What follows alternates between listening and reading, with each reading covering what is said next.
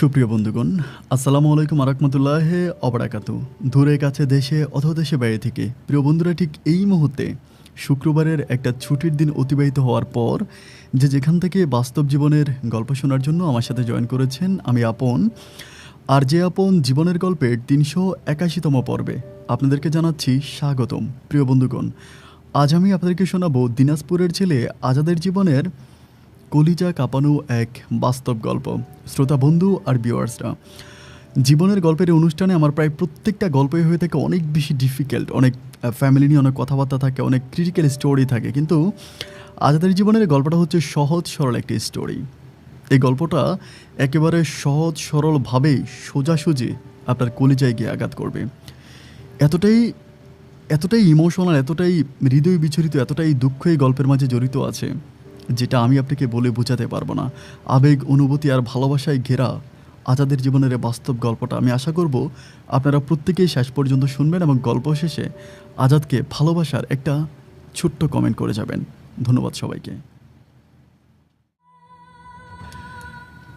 সুপ্রিয় বন্ধুগণ, আসসালামু আলাইকুম আরাকমাতুল্লাহে অবরাকাতু। আমার নাম মোহাম্মদ আজাদ, আমার বাড়ি দিনাজপুর। প্রিয় বন্ধুগণ, আমি আমার জীবনের এই গল্পটা শুরু করার শুরুতেই আপনাদেরকে আমার পরিবারের ব্যাপারে জানিয়ে রাখি।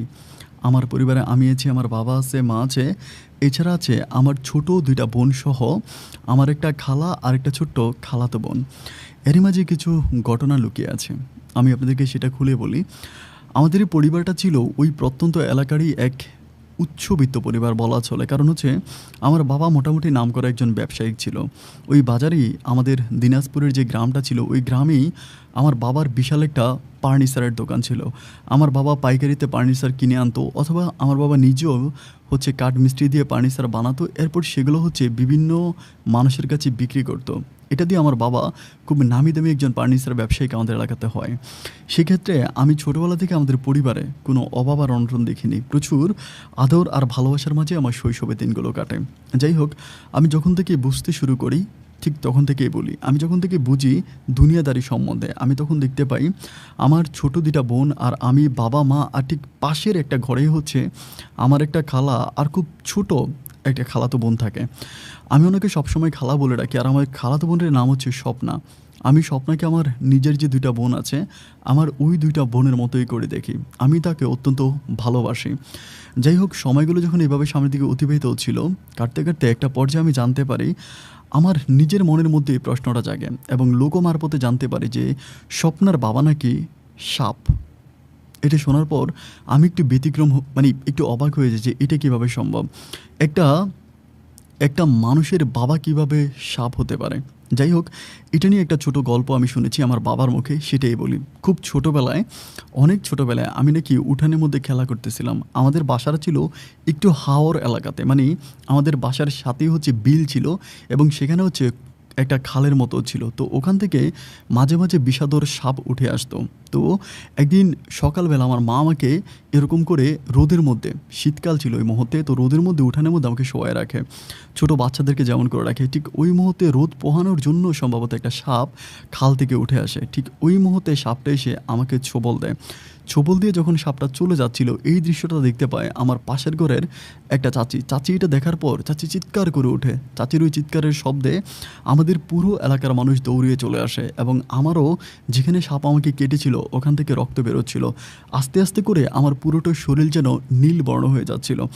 ওই মুহূর্তে মা দৌড়িয়ে হচ্ছে আমাকে পাশের একটা, আমার দাদা আছে সম্পর্কে, উনি আবার চারপোক এগুলো ভালো জানে, ওই দাদার কাছে নিয়ে যায়। দাদা ইমিডিয়েটলি হচ্ছে আমার হাতটাকে বেঁধে দাদা যতটুকু পারে ততটুকু করে, এরপরে খুব দ্রুতই হচ্ছে আমাকে হসপিটালে নিয়ে যায়।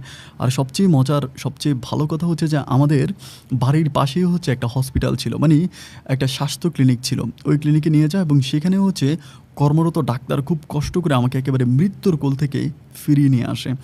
যাই হোক, এটা তো ঠিক মতো গেল। আমি ওখান থেকে যখন ফিরে আসি, থাকার পরে আমি আস্তে আস্তে করে ঘনিষ্ঠ হচ্ছিলাম। এরকম করতে করতে আমার মা নাকি দেখতে পাইতো যে মাঝে মাঝে আমার একটা হাত নাকি নীল বর্ণ হয়ে যায়, মানে যেই হাতে আমাকে সাপের সবল দিয়েছিল ওই হাতটা একটু মানে প্যারালাইসিসের মতো হয়ে যায়। আমি হাতটা খুব একটা মুভ করতে পারি না এবং মাঝে মাঝে ওই হাতটা মানে শরীরের অন্য কালারগুলোর চেয়েও একটু ভিন্ন রকম কালার হয়ে যায় এবং ওই হাত থেকে আস্তে আস্তে এটা বডির দিকে ট্রান্সফার হতে থাকে।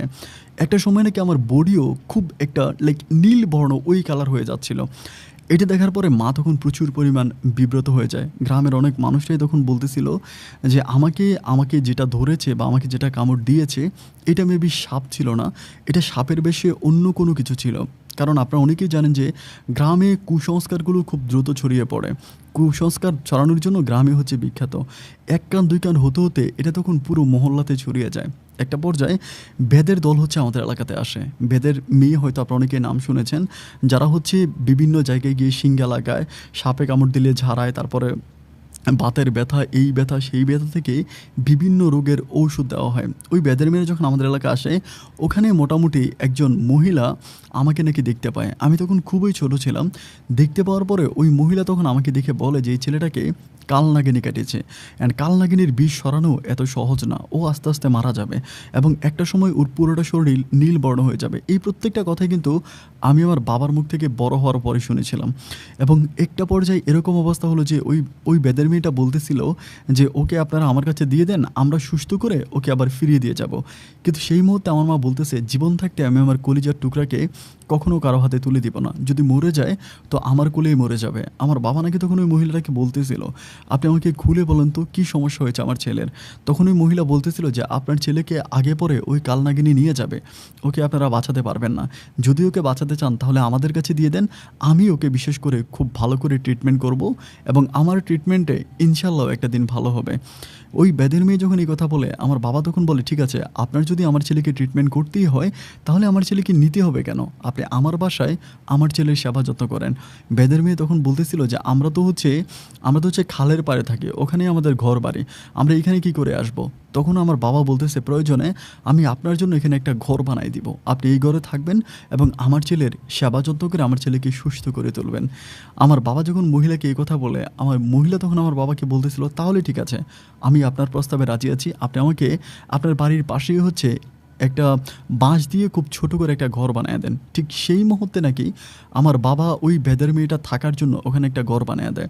এবং তাদের জলে যেই মানে অন্য অন্য ছেলে মেয়েগুলো ছিল এবং তাদের জলে যে সর্দার ছিল, ওই সর্দারও নাকি ওই সময় ওই বেদের মেয়ের উপরে খুব ক্ষিপ্ত হয়ে যায়। কারণ তারা কিন্তু সবসময় হচ্ছে খালের পাড়ে, নদীর পাড়ে এবং হচ্ছে পরিত্যক্ত জায়গা, ওরকম জায়গাগুলোতে তারা থাকে। তারা কিন্তু মানুষের বসতের মধ্যে খুব একটা থাকে না। এখন যখন ওই মহিলা যখন এরকম করে আমাদের বসতে ঢুকে যায়, ওনাদের যিনি সর্দার ছিল ইনি তখন ওই মহিলাকে প্রচণ্ডভাবে বাধা দেয় এবং বলে যে প্রয়োজনে আমাদের দল থেকে তোমাকে বের করে দিব, তুমি যদি এই ধরনের কর্মকাণ্ড চালিয়ে যাও। মহিলা বলতেছিল যদি আমাকে দল থেকে বের করে দেন তাতেও আমার কোনো আপত্তি নেই, কিন্তু আমি ওই মৃত্যু পথযাত্রী ছেলেটাকে বাঁচাবো। এরপরে ওই সর্দারের কথা না শুনে আমার বাবার বানানো ওই ছোট্ট বাসর ঘরে ওই মহিলা তখন থাকতে শুরু করে এবং আমাকে সকাল বিকাল 2 টাইম করে ঝাড়তেছিল, ফুঁক দিচ্ছিল, তাবিজ দিচ্ছিল এবং গাছের এটা সেটা বানিয়ে বিভিন্ন রকমের ঔষধ নাকি আমাকে খাওয়াচ্ছিল। এরকম করতে করতে একটা সময় আমি আস্তে আস্তে বড় হই। কিন্তু ওই মহিলার একটা ব্যাপার নাকি ছিল, সেটা হচ্ছে সে প্রতিদিন মানে বাটি ভর্তি দুধ আর কলা নিয়ে, আমি তো বলেছিলাম যে আমাদের এলাকাটা একটু হাওর এলাকা ছিল, পাশেই হচ্ছে বন জঙ্গল ছিল, ওই জঙ্গলার ভিতরে গিয়ে দুধ আর কলা মানে দুটো কলা চুলে একদম মানে কলার উপরে যে খোসাটা ছিল এটাকে ফেলে আর এক বাটি দুধ নিয়ে তখন মহিলা কী করতো ওই জঙ্গলার ভিতরে ঢুকে ওখানে দিয়ে আসতো।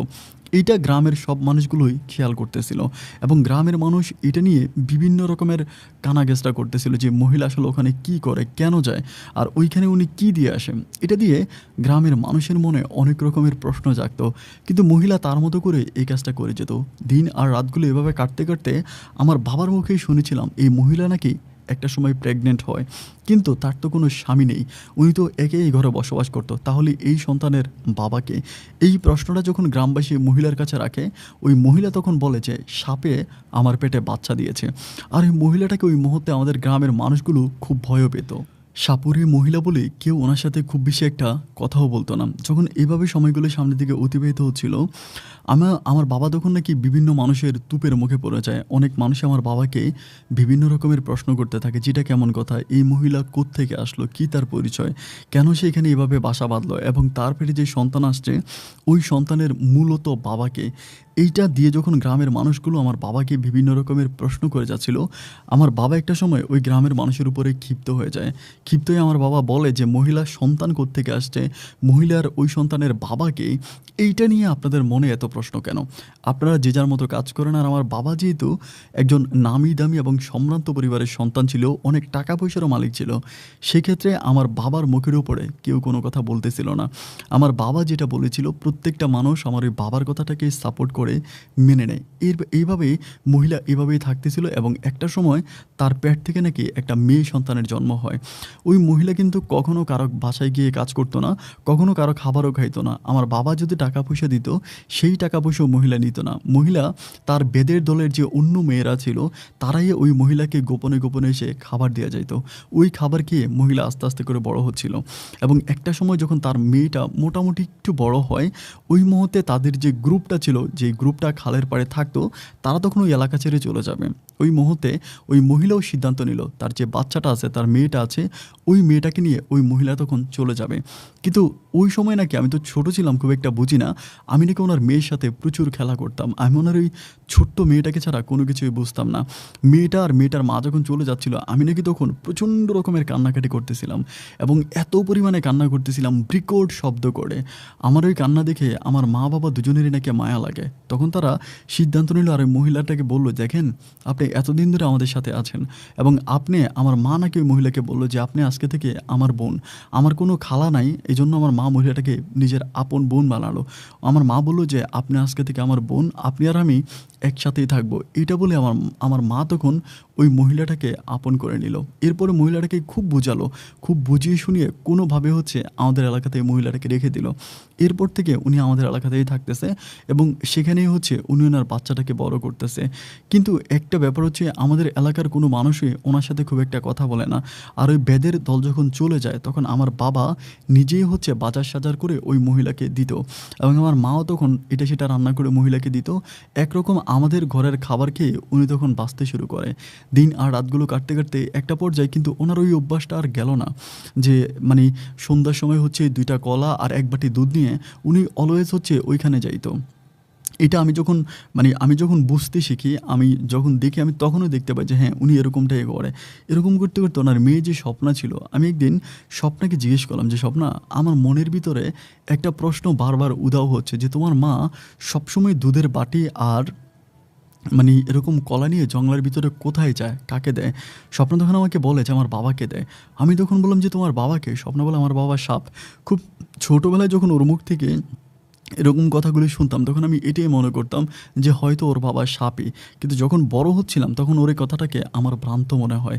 আমি তখন তাকে বারবার প্রশ্ন করেছি, আসলে আমাকে বলো যে তোমার বাবাকে? ও তখন আমাকে একটা কথাই রিপিট করেছে, আমার বাবাকে? সেটা তো একমাত্র আমার মাই জানতে পারে, আমি কি করে জানবো? পুরো এলাকাতে তখন এটা নিয়ে অনেক যাকযোগ সৃষ্টি হয়।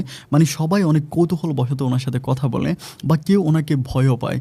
এইভাবেই সময়গুলো সামনের দিকে কাটতেছিল আর মোটামুটি সব কিছু ঠিকঠাকে যাচ্ছিল।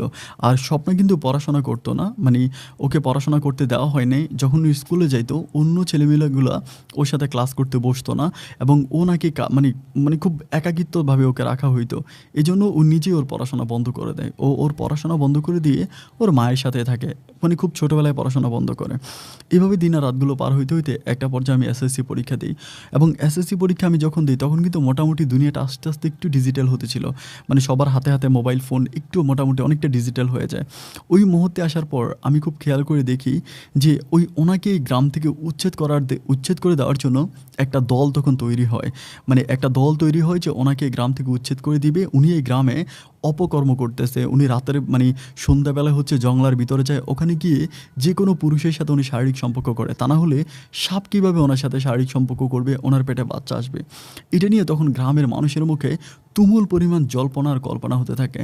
উনি যতভাবেই বুঝাচ্ছে, কিন্তু গ্রামের কোনো মানুষ ওই সময় আর ওনার কথা শোনে না। আর একটা পর্যায়ে গ্রামের মানুষগুলো ক্ষিপ্ত হয়ে আমার বাবার উপরও চড়ে যায়। আমার বাবার কথাও তারা আর মানতেছিল না। এইভাবেই 2 থেকে 3 দিন কাটার পর হঠাৎ করে একদিন আমার ওই খালাম্মা অসুস্থ হয়ে যায়।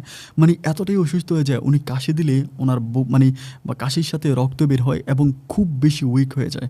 আমার বাবা তখন আমাদের পার্শ্ববর্তী যে ক্লিনিকটা ছিল ওই ক্লিনিক ওনাকে নিয়ে যায়।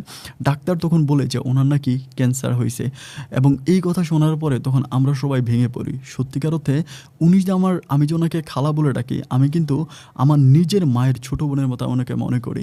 আমার মাকে আমি যতটা ভালোবাসি ওনাকে ঠিক আমি ততটাই ভালোবাসি। আমি তখন খুব বিপাকে পড়ে যাই, আব্বার কাছে কান্নাকাটি করে যে আব্বা ওনাকে যেভাবেই হোক বাঁচাতে হবে। তো ওনার ক্যান্সারের কথা শুনে তখন গ্রামবাসী একটুখানি ঠান্ডা হয়, যেহেতু শুনতে পারছে যে ওনার ক্যান্সার হয়েছে, উনি মারা যেতে পারে। গ্রামবাসীর মনে একটুখানি সহানুভূতি আর ভালোবাসা জাগে। কিন্তু কোনোভাবেই হচ্ছে আমার বাবা আমার কথা শুনতেছিল না, ওনাকে ভালো কোনো ডাক্তারের কাছে নিয়ে যাচ্ছে না। দিন যত যাচ্ছে ওনার অবস্থা ঠিক ততটাই খারাপের দিকে যাচ্ছে। একটা পর্যায়ে আমি তখন খুব বেশি রেগে যাই। রেগে গিয়ে একদিন রাতে আমি আমার বাবাকে বলি যে তুমি কি আন্টিকে ডাক্তারের কাছে নিয়ে যাবা নাকি যাবা না? আমার বাবা তখন বলতেছে আরে উনি মরে গেলে আমাদের সমস্যা কি, উনি তো আমাদের বংশের কেউ না। আমার মা তখন বলতেছে তোমার মতো বেঈমান আর প্রতারক আমি জীবনেও দেখি নাই। আজকে আজকে যে ছেলেটাকে নিয়ে তুমি এত গর্ব করতেছো, তোমার ছেলেটা এত বুদ্ধিমান, এত মেধাবী, এত ইন্টেলিজেন্ট, স্কুলে গেলে সব শিক্ষকরা বলে যে তোমার ছেলেটা এত ভালো, এই ছেলেটাকে দুনিয়াতে কে বাঁচিয়ে রেখেছে? শুধু ওই মহিলাটা। ওই মহিলা যদি না থাকতো তাহলে তোমার সন্তানটা অনেক আগেই মারা যাইতো। আমি জানি না কেন জানি আমার বাবাও নিজে চাচ্ছে যে উনি মরে যাক, এই কারণটা আমার মাথায় আসতেছে না। ওই দিন আমি তখন বাবাকে বললাম যে ঠিক আছে, তুমি যদি ওনাকে ট্রিটমেন্ট করতে না পারো, আমার ভিতরে তো 2টা কিডনি আছে, একটা মানুষের তো 2টা কিডনি লাগে না। আমি একটা ডাক্তারের সাথে কথা বলেছি, আমি ওই ডাক্তারের সাথে কথা বলে আমি আমার একটা কিডনি বিক্রি করে ফেলবো, এবং ওই কিডনি বিক্রির টাকা দিয়ে আমি স্বপ্নার মায়ের চিকিৎসা করব। এটা যখন বললাম তখন আমার বাবা আমাকে জড়ায় ধরে কান্না করে দিয়ে বলে না না, আমি কালকে সকালে ওনাকে ঢাকাতে বড় হসপিটালে নিয়ে যাব। আমি তখন আমার বাবাকে বিশ্বাস করতেছিলাম না, এই জন্য এর পরের দিন আমি সহ আমার বাবার সাথে ঢাকার ওই হসপিটালে যাই। ঢাকার ওই হসপিটালে ওনাকে ভর্তি করানো হয়, এবং ভর্তি করানোর পরে ডাক্তার বলতেছে যে উনি নাকি ক্যান্সারের খুব মানে একদম মানে একদম লাস্ট পর্যায়ে চলে আসছে, এবং এই মুহূর্তে ওনাকে বাঁচানো সম্ভব না। আমি তখন খুবভাবে ভেঙে পড়ি, প্রচণ্ড পরিমাণের কান্না করি যে এটা কেমন কথা। উনি তখন বারবার আমার বাবাকে বলতেছিল যে আমাকে বাড়িতে নিয়ে যান, আমাকে বাড়িতে নিয়ে যান, কোনোভাবেই উনি ওখানে থাকতেছে না। প্রায় 1 সপ্তাহের মতো ঢাকার ওই হসপিটালে আমার বাবা ওনাকে রাখে, কিন্তু সর্বশেষ উনি এরকম করে সেলাইনের তার ছিঁড়ে মানে তার টান দিয়ে ছিঁড়ে ফেলে, মানে নিজের শরীর নিজে কামড় দেয়, মানে অতিরিক্ত পাগলামি করে। এই পাগলামির কারণে পরে আমার বাবা ওনাকে আবার পুনরায় হচ্ছে আমাদের গ্রামে নিয়ে আসে, এবং গ্রামে আনার পরে তখন গ্রামের মানুষগুলো ওনার প্রতি একটু সহানুভূতি জাগে। তখন অনেক মানুষ ওনাকে খাবার দাবার, কলা, বিস্কিট এটা সেটা রান্নাবান্না করে ওনাকে দেয়। ওনার প্রতি তখন গ্রামের সব মানুষের এক অন্যরকম মায়া জন্মে যায়। এ মানুষটা যেদিকে তাকাইতো ওদিক থেকে ওনার চোখ থেকে রক্ত বেরোতো, এবং ওনার মানে মুখ দিয়ে অলওয়েজ রক্ত বেরোতো। এরকম করতে করতে বাড়িতে আনার 1 সপ্তাহ পরেই হচ্ছে উনি মারা যায়। ওনার এই মৃত্যুটাকে আমি খুব স্বাভাবিকভাবে নিতে পারি নাই। আমি বারবারই বলেছিলাম যে আমি আমার মাকে যতটা ভালোবাসি ওনাকে আমি ঠিক ততটাই ভালোবাসি। আমি ওনাকে আমার নিজের মায়ের মতো দেখি। আমি ওনাকে আমার নিজের মায়ের মতো দেখি। এই মানুষটা যখন মারা যায় তখন আমার কাছে খুবই কষ্ট লাগে, এবং উনি মারা যাবার পরে ওনার ব্যাদের যে দল ছিল ওই ব্যাদের দলেরা তখন হচ্ছে ওনার লাশ নিয়ে যাওয়ার জন্য আসে, এবং ওনাদের যে ধর্ম মতো ওনাকে তারা মাটি দিবে। কিন্তু লাশ নিয়ে যাওয়ার সময় তারা সিদ্ধান্ত নেয় যে স্বপ্নাকেও সাথে করে নিয়ে যাবে। স্বপ্না কিন্তু ওই সময় একেবারে যুবতী, মানে বিয়ের বয়স ওর হয়ে যায় এরকম বয়সে। তখন আমার বাবা ওই ব্যাদের মহিলাদেরকে বলতেছিল যে দেখেন, আপনাদেরকে একটা কথা বলে আপনারা কিছু মনে করেন না, আমার কথাটা একটু মনোযোগ দিয়ে শোনেন। তখন আমার মা ওই মহিলাদেরকে বলল যে এই স্বপ্ন আমাদের কাছে বড় হয়েছে, আমাদের চাল চলন, আমাদের কথাবার্তা, আমাদের আচার আচরণ, আমাদের পরিবেশে মেয়েটা বড় হয়েছে। এখন হঠাৎ করে মেয়েটা যদি আপনাদের ওই ভেদের পরিবেশে চলে যায় তাহলে মেয়েটা তাকে কোনোভাবেই ঠিক করে নিতে পারবে না। দেখা যায় মেয়েটা খুব একটা ডিপ্রেশনে চলে যাবে, খুব একটা কষ্টে চলে যাবে। আমি আপনাদের কাছে হাত জোর করে অনুরোধ করতেছি, মেয়েটাকে আপনারা নিয়েন না, এই মেয়েটাকে আমাদের কাছে দিয়ে যান। আমরা মেয়েটাকে আরেকটু বড়সড় করে আমরা মেয়েটাকে বিয়ে দিব, এবং একটা মানে জাতিগত পরিবারে মেয়েটাকে বিয়ে দেব আমাদের নিজের মেয়ে মনে করে। ওই সময় ওই ভেদের দলের ভিতরে একটা বৃদ্ধ মহিলা থাকে। ওই বৃদ্ধ মহিলা তখন আমার মায়ের কথাটাকে সাপোর্ট করে। ওই মহিলা তখন আমার মাকে বলতেছিল যে হ্যাঁ, আপনি যেটা বলছেন আপনি ঠিক বলছেন, এই মেয়েটা যদি আপনাদের কাছে থাকে তবে মেয়েটা ভালো থাকবে। এরপরে আমার ওই আন্টির লাশটা হচ্ছে বেদের দলারা নিয়ে যায়, এবং ওনার যে মেয়ে ছিল স্বপ্নাকে আমাদের কাছে রেখে যায়। ওখানে একটা দৃশ্য ছিল। ওই দৃশ্যটার কথা যদি আমি না বলি আমি শান্তি পাবো না। স্বপ্নার মায়ের লাশটা যখন ওই মহিলারা নিয়ে যাচ্ছিল, স্বপ্না তখন পিছনে দাঁড়িয়ে চিল্লায়ে চিল্লায়ে কাঁদছিল। মায়ের কবরে মাটি দেওয়ার মতো সৌভাগ্য স্বপ্নার হলো না। ওরা স্বপ্নাকে নিয়ে গেল। স্বপ্নার মাকে নিয়ে গেল। যাই হোক, এরপরে স্বপ্না মাকে নিয়ে যাওয়ার পরে স্বপ্না তখন আমাদের সাথেই বড় হচ্ছে, আমাদের সাথেই থাকতেছে। তখন কিন্তু স্বপ্নার সাথে সবাই খুব ভালো করে কথা বলে। ওর মা মরে যাওয়ার পরে গ্রামের এমন কোনো মানুষ নেই যে ওর জন্য কাঁদে না। প্রত্যেকটা মানুষ ওকে দেখলে মামুনি বলে আদর করে এবং আমাদের গ্রামের ও যেন মাথার মুকুট হয়ে যায়। প্রত্যেকটা মানুষ ওকে ভালোবাসে। এভাবে সময়গুলো কাটতে কাটতেই এখানে প্রায় আরও 1 বৎসরের মতো কেটে যায়। আমি তখন ইন্টার ফার্স্ট ইয়ার থেকে সেকেন্ড ইয়ারে উঠি। কিন্তু সেকেন্ড ইয়ারে ওঠার পরে তখন হঠাৎ করে একদিন আমাদের গ্রামের যিনি সর্দার ছিল, উনি হচ্ছে একদিন সন্ধ্যার সময় বেদের দলের এক সর্দার, ওনাকে আমি কখনোই দেখি নাই, উনি কখনোই আমাদের বাড়িতে আসে নাই, ওনাকে নিয়ে আমার বাবার কাছে আসে। আমার বাবার কাছে এসে ওই বেদের দলের সর্দার দাবি করে যে স্বপ্না হচ্ছে ওদের জাতের, মানে ওদের গোত্রের, মানে ওনাদেরই স্বপ্নাকে তারা নিয়ে যাবে, এটা উনি বলে। এবং বলার পরে আমার বাবা মা তখন দুজনেই দ্বিমত পোষণ করে। তারা বলে যে না, মেয়েটা আমাদের সাথে আছে, আমরাই তাকে লালন পালন করবো, আমরাই তাকে বিয়ে শাদী দিব এবং ওর সমস্ত দায়িত্ব আমরাই নেব। কিন্তু ওই বেদের দলের সর্দার তখন এই কথা মানতেছিল না। মানতে না থাকার কারণে উনি তখন ওই মেম্বারকে কি বলে না বলে আমরা জানি না, মেম্বার তখন ওই বেদের দলের লোকের পক্ষে চলে গিয়ে তখন বলে যে মেয়ে যদি ওদের দলে চলে যায় এবং ওদের দলে তাকে দিতে হবে। এবং ওই বেদের সর্দার তখন বিভিন্নভাবে ভয় দেখায়, ভয় দেখায় বলতে কি যে বলে আপনাদেরকে সাপে কাটবে, আপনারা এই গ্রামের কেউ বাঁচতে পারবেন না, প্রতিটা মানুষ মারা যাবেন, আমাদের মেয়েকে আমাদের কাছে দিয়ে দেন, যদি না দেন আপনাদের কাউকে বাঁচায় রাখবো না। এটা সেটা বলে আমি জানি না হঠাৎ করে কেন ওই বেদের ওই সর্দার কেন এতটাই ক্ষিপ্ত হয়েছে ওকে নিয়ে যাওয়ার জন্য। পরে আমার বাবা বলে যে ঠিক আছে, আমি এক শর্তে মেয়েটাকে দিতে পারি, সেটা হচ্ছে আমি এরকম আপনার হাতে মেয়েটাকে উঠাই দিব না। বেদের সর্দার তখন বলতেছিল এরকম অসংখ্য যুবতী মেয়ে আমার আন্ডারে কাজ করে, আপনি আমার কাছে কেন দিবেন না? আমার বাবা বলে আমি দিতে পারি এক শর্তে, যদি মেয়েটাকে বউ সাজিয়ে আপনি নিয়ে যান, আপনি মেয়েটাকে বিয়ে দেন, আপনার দলেরই কারো কাছে মেয়েটাকে বিয়ে দেন এবং বিয়ে দিলে আমি তখন ওকে বিবাহ দিয়ে আমি মেয়েটাকে অন্য কারো হাতে তুলে দিব, এইভাবে আমি মেয়েটাকে দিব না। এই কথা আমার বাবা বলে। তখন বেদের সর্দার বলে আমাদের বিয়ে কিন্তু এরকম করে হয় না। আমার বাবা বলে তাহলে আপনি যান, আপনি মামলা করেন, মোকদ্দমা করেন, যাই করেন, আমি এভাবে আপনার মতো একটা লোকের হাতে আমি মেয়েটাকে তুলে দিব না। কারণ যতদিন স্বপ্নার মা এই দুনিয়াতে বেঁচে ছিল আমি কিন্তু একদিনও আপনাকে দেখি নাই আমার বাড়ির আশেপাশে আসতে। আপনি কে, কি আপনার পরিচয় এটা আমি সঠিক জানিও না। সুতরাং আমি কোন বিশ্বাসে এমন একটা যুবতী মেয়েকে আপনার হাতে তুলে দিব?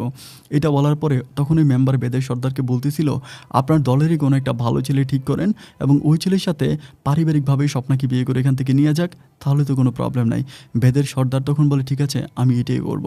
কিন্তু এই যে বেদের সর্দার গেল, প্রায় 2 মাসের মতো কেটে গেল, ওই বেদের সর্দার আর আমাদের এলাকাতে আসতেছে না। স্বপ্না তখন আমার সাথে বড় হচ্ছে, আমার সাথে থাকতেছে, আমার সাথে খেলতেছে। স্বপ্না কিন্তু অনেক সুন্দর ছিল, স্বপ্নার সৌন্দর্যের কথা বলে আমি ঘন্টা পার হয়ে যাবে, শেষ করতে পারবো না। আমার কাছে মনে হয় খোদা তাকে নিপুণ হাতে বানিয়েছে।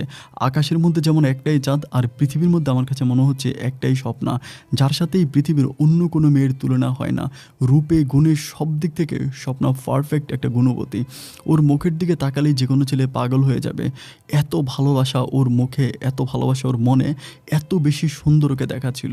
যাই হোক, এরপরে এভাবেই থাকতে থাকতে 2 মাস পরে আমি আস্তে আস্তে স্বপ্নার প্রতি দুর্বল হতে থাকি বলতে আমার কেন জানি ইচ্ছে করতেছিল যে আমি স্বপ্নাকে বিয়ে করে আমাদের পরিবারে স্বপ্নাকে রেখে দিব। স্বপ্না যতই বলে যে তার বাবা সাপ, তার বাবা এই, তার বাবা সেই, না, সাপ কখনো, আমি এটা তো কেউ কখনো বিশ্বাস করবে না, এটা বিশ্বাস করার কথাও না যে সাপের পেট থেকে কীভাবে সাপ কীভাবে ওর মায়ের পেটে বাচ্চা দিবে, এটা তো অবিশ্বাস্য কথা। এবং আমি জানি যে কোথাও না কোথাও ওর বাবা আছে, ওর মা হয়তো ওর বাবার নামটা বলতে পারে নাই, বললে হয়তো ওনার কেন বলে নাই এইটা আমি ডিটেলসে জানি না। উনি চাইলে বলতেও পারতো, উনি কেন বললো না যে ওনার হাজব্যান্ডের পরিচয়, এবং হাজব্যান্ডের পরিচয় ছাড়াই স্বপ্নার বাবা স্বপ্নার মা তখন মারাই গেল।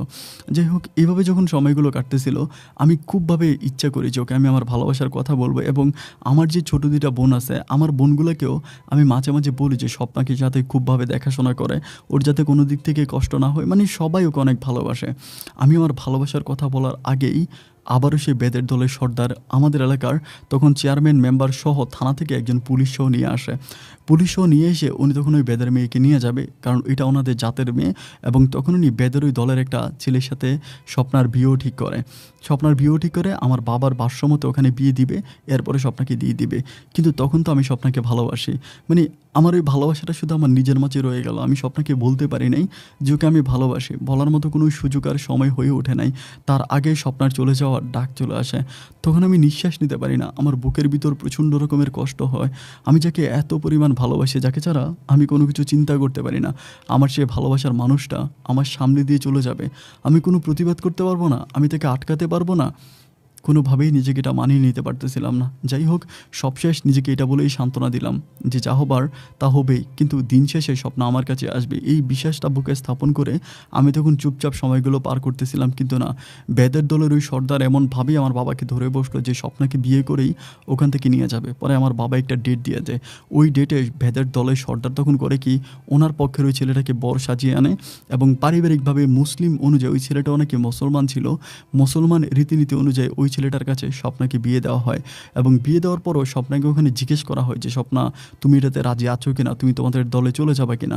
স্বপ্নও জানি কেমন ওদের দলে চলে যাওয়ার জন্য রাজি হয়ে যায়।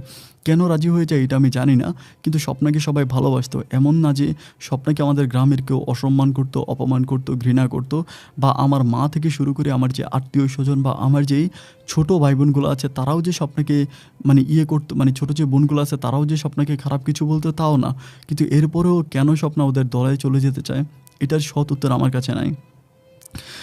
যাই হোক, এরপরে স্বপ্নাকে ওখান থেকে নিয়ে যায়, ওইখান থেকে আমাদের সামনে থেকে নিয়ে যায়, নিয়ে গিয়ে নীলফামারি বলতে একটা জায়গা আছে, ওই নীলফামারিতে তখন তাকে নিয়ে যায়। নীলফামারিতে ওখানেই হচ্ছে একটা বেদেপল্লী আছে, ওই বেদেপল্লীতে তাকে নিয়ে যায়, ওখানেই সে থাকে। স্বপ্ন যখন আমাদের বাড়ি থেকে চলে যায় তখন মনে হয় আমার গোটা পৃথিবীটাই অন্ধকার হয়ে যায়। আমি নিঃশ্বাস নিতে পারি না, আমার বুকের ভিতর তখন প্রচণ্ড রকমের কষ্ট হচ্ছিল। আমি এতটাই হতভাগ্য, এতটাই কপাল পড়া একটা মানুষ যে আমি আমার ভালোবাসার কথাটা আমার ভালোবাসার মানুষকে একটাবারের জন্য বলতে পারলাম না। আমার শোকের সামনে দিয়ে হাঁটি হাঁটি পাপা করে আমার ভালোবাসার মানুষটা অন্য কারো বউ হয়ে গেল, আমি একটু প্রতিবাদও করতে পারলাম না। স্বপ্না চলে যাওয়ার 1 মাস পরে আমি কেমন জানি বোবা হয়ে যাই, মানে আমি আর কোনো কিছুই করতে পারি না, না পড়াশোনা না খাওয়া দাওয়া, আমি কোনো কিছু করতে পারি না। আমি অনেকটাই দুর্বল হয়ে পড়ি, আমার কোনো কিছুই তখন ভালো লাগতেছিল না। আমি অলওয়েজে কান্নাকাটি করি। এই ব্যাপারগুলো আমার বাবা দেখতে পেয়ে বাবা একদিন আমাকে জিজ্ঞেস করে, কিরে তোর সমস্যাটা কি, তুই এরকম করে নিজেকে নিজে শেষ করে দিচ্ছিস কেন। আমি তখন বাবাকে বললাম যে বাবা, আমার 2টা বোন আছে, স্বীকার করি, স্বপ্না কিন্তু আমার আরেকটা বোনও ছিল, কিন্তু আমার এই বোনটা আমাদের এই ঘর ছেড়ে চলে গেল, ওর খোঁজখবর নেওয়ার জন্য আমরা কেউ গেলাম না, শুধু জানি ওকে নীলফামারিতে নিয়ে গেছে। কিন্তু নীলফামারি ও কোথায় আছে, কোন জায়গায় আছে? আমার বাবা বলে নীলফামারিতে অনেক বড় বেদেপল্লী আছে, ওই বেদেপল্লীতে ও থাকে। আমি তখন বললাম যে বাবা, আমাকে একটা ওর ওই ঠিকানাটা দিবা, আমি ওকে দেখতে যাব। আমার বাবা তখন বলে, যাবি, তাহলে সমস্যা কী? পরে বাবা আমাকে একটা কাগজের ঠিকানা লিখে দেয় এবং আমাকে কিছু টাকা দেয়। প্রায় 1 মাস পরে আমি তখন আমাদের ঘরের পাশে থাকা, বলতে না পারা ওই ভালোবাসার মানুষ স্বপ্নাকে দেখার জন্য আমি তখন নীলফামারিতে যাই। এবং নীলফামারিতে যাওয়ার পরে আমি তখন দেখতে পাই যে হ্যাঁ, ও একটা অনেক বড় বেদেপল্লী আছে, ওইখানেই ও থাকে। ওখানে একটা নদীর মতোই আছে, আমি নদীই বলবো। ওইটার পাড়ে হচ্ছে ওরা সবাই ঘর বানায় নদীতে, এবং মানে জলে এবং স্থলে মিলে তারা বসবাস করে। ওখানে শুধু স্বপ্না না, স্বপ্নার মতো অনেকগুলো পরিবার ওখানে আছে। আমি তখন স্বপ্নাকে দেখে আমার খুব মনটা খারাপ হয়, আমি ওর সাথে কথাবার্তা বলি। কিন্তু কথাবার্তা বলার এই ব্যাপারটা, ওর যে হাজব্যান্ড ছিল উনি আসলে ব্যাপারটা খুব ভালো করে নিতে পারতেছিল না। উনি বারবার স্বপ্নাকে ডাক দিচ্ছিল, 2-3 বার ডাক দেওয়ার পরে স্বপ্না যখন যাচ্ছে না, উনি একটা সময় আমার সামনে এসে স্বপ্নার চুলের মুঠি ধরে আমার সামনে স্বপ্নাকে এরকম হেসড়িয়ে টেনে ঘরের ভিতর নিয়ে চলে গেল। আমার ভিতর তখন খুব কষ্ট হলো। আমি যখন এটার প্রতিবাদ করতে গেলাম, বেদারুই দলের বাকি মানুষগুলো বলতেছে যে এটা আমাদের পারিবারিক ব্যাপার, আপনারা এটাতে কথা বলতে আইসেন না, আপনারা আপনাদের মতো করে থাকেন। আমার কাছে মনে হলো আমি যেন স্বপ্নাকে বিক্রি করে দিয়েছি, স্বপ্না যেন অন্য কারো হয়ে গেছে। আমার ভিতর তখন এত পরিমাণের কষ্ট জমে, এত যে কষ্ট জমে আমি এটা বলে বোঝাতে পারবো না। আমি তখন খুব কান্নাকাটি করি, আমার তখন খুব খারাপ লাগে, অতিরিক্ত খারাপ লাগে। আমি তখন বাড়িতে আসি এবং বাড়িতে আসার পর আমার ভিতরের কষ্টটা আমি তখন কাউকে বুঝাইতে পারবো না আর কি। এত পরিমাণের কষ্ট আমি পাই যে কেন আমার কাছ থেকে ওকে নিয়ে যাবে, এইভাবে কেন ওর সাথে এটা করবে। তারপরে আমি কি করি, আমাদের ওই এলাকাতে, মানে আমাদের হচ্ছে ওই দিনাজপুরে হচ্ছে কিছু বেদে পরিবার থাকতো, মানে ওরাও হচ্ছে ছোটোখাটো আর কি, মানে প্রায় 5-6 জনের মতো একটা গ্রুপ বেঁধে ওরা ওখানে থাকতো। আমি ওই 5-6 জনের গ্রুপে একদিন যাই, যাওয়ার পরে ওই বেদেপুলের একটা ছেলে, মানে ছেলে বলতে উনিও বিয়ে করছে, বউ আছে, একটু ইয়াং বয়সী আর কি, আমার চেয়েও মনে হয় একটু ছোটো হবে এমন। আমি তখন ওই ছেলেটার কাছে আমার মনের সমস্ত দুঃখগুলো খুলে বলি, মানে ওকে সবভাবে বলি যে আমি এরকম এরকম একটা মেয়েকে ভালোবাসছিলাম, ওর সাথে আমার এরকম এরকম হয়েছিল, আমি সমস্ত কথাগুলো তাকে বলার পরে তখন ছেলেটা আমাকে বলতেছে যে আপনি ওই বেদেপল্লী থেকে মেয়েটাকে নিয়ে আসতেছেন না কেন? আমি তখন বললাম যে আসলে আমি চেষ্টা করলেও এটা করতে পারি না, কারণ আমার আমার বাবা এবং আমার বাবা খুব সম্ভ্রান্ত একজন মানুষ, আমার বাবা এটা কখনোই মেনে নেবে না, আমার দ্বারা এটা হবে না। ওই তখন আমাকে বলতেছিল যে আসলে মূল কথা হচ্ছে বেদেরা কিন্তু ছোটোবেলা থেকেই সমস্ত রকমের শিক্ষা দীক্ষা মেয়েদেরকে দিয়ে থাকে। যেমন বেদের মেয়েরা হচ্ছে মাইলের পর মাইল কাজ করে টাকা উপার্জন করে, এবং বেদের আর হচ্ছে সাকমাদের একটা সিস্টেম, সেটা হচ্ছে নারীরা উপার্জন করে কিন্তু পুরুষদেরকে খাওয়ায়। এখন আপনারা যে আপনার ওই বোনটাকে বোন বলেন বা আপনার ভালোবাসার মানুষ স্বপ্না বলেন, ওরে যে ওই পরিবারে আপনারা হঠাৎ করে উঠে দিয়েছেন, এই মেয়েটা তো কোনো কাজ করে নাই, করছে? আমি বলি না, ও কখনোই কোনো কাজ করে নাই, ও আমাদের সাথেই ছিল, আমাদের সাথেই থাকতো। পরে বলে ও ওখানে যাওয়ার পরে কিন্তু ওকে কাজ করতে হবে, গ্রামে গ্রামে ঘুরতে হবে, শিঙ্গা লাগাতে হবে, বাতের ওষুধ দিতে হবে, মাথা ঝাড়তে হবে, নাকের ভিতর থেকে পোকা বের করতে হবে, দাঁতের পোকা বের করতে হবে, এগুলো করতে হবে। এখন ও যদি এগুলো না পারে তাহলে তো টাকা উপার্জন করতে পারবে না, আর যদি টাকা উপার্জন করতে না পারে তাহলে সে প্রতিনিয়ত তার হাজব্যান্ডের কাছে অত্যাচারিত হতে থাকবে। এমনও হতে পারে যে একটা সময় ওর হাজব্যান্ড ওকে মেরেও ফেলতে পারে, কারণ বেদেপুলের এরকম অনেক মেয়েকে তাদের হাজব্যান্ডরা মেরে ফেলে, তার কোনো বিচার এই আদালতে হয় না, কারণ তাদের কোনো বিচার নাই।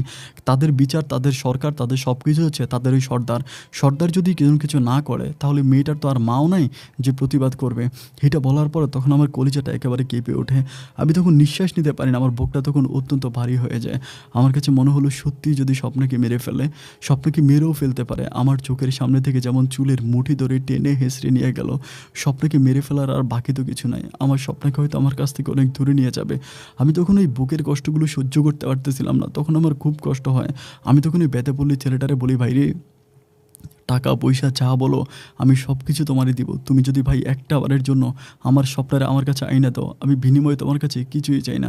খুব কান্নাকাটি ওই ছেলেটার কাছে করার পরে ছেলেটা আমাকে বলে, ঠিক আছে, ওনারা কোন এলাকাতে থাকে ওই এলাকার ঠিকানা আমাকে দাও, আমি আমার দল পাল্টাইয়া ওনাদের দলে কাজ করব, ওনাদের দলে কাজ কইরা আমি ওনাদের ওই দল থেকে মেয়েটারে বের করে আনবো, এরপর আমি মেয়েটাকে নিয়ে তোমার কাছে দিব। আমি তখন বললাম, ভাই তুমি এই কাজটা করো না ভাই। খুবভাবে ওনার কাছে রিকোয়েস্ট করার পরে ওই লোকটা তখন হচ্ছে আমার কাছ থেকে টাকা পয়সাও নেয়, আমি তাকে 10,000 টাকাও দিই, টাকা দিয়ে আমি তাকে নীলফামারীতে পাঠাই, তার সাথে আমার ফোনের মাধ্যমে যোগাযোগ হয়। যোগাযোগের একটা পর্যায়ে আমাকে জানায় যে সুখবর আছে, আমি ওদের দলে নতুন করে নাম লেখাইছি, আমি এখন ওদের দলে কাজ করব, আর আমি আমার বউকেও এই দলে নিয়ে আসব। প্রায় 1 সপ্তাহ পরে ও তখন দিনাজপুর থেকে তার বউকেও নীলফামারীতে নিয়ে যায় এবং তার বউ আর সে হচ্ছে ওই দলের সাথেই থাকে। এরকম করে আমি তখন অলওয়েজ লোকটার সাথে কথা বলি, তখন সে আমাকে প্রায় 15 দিন পরে স্বপ্নের সাথে একদিন তার মোবাইল দিয়ে কথা বলাই দেয়। আমি তখন স্বপ্নের সাথে কথা বলি, স্বপ্ন তখন খুব কান্নাকাটি করে, প্রচুর কান্নাকাটি করে।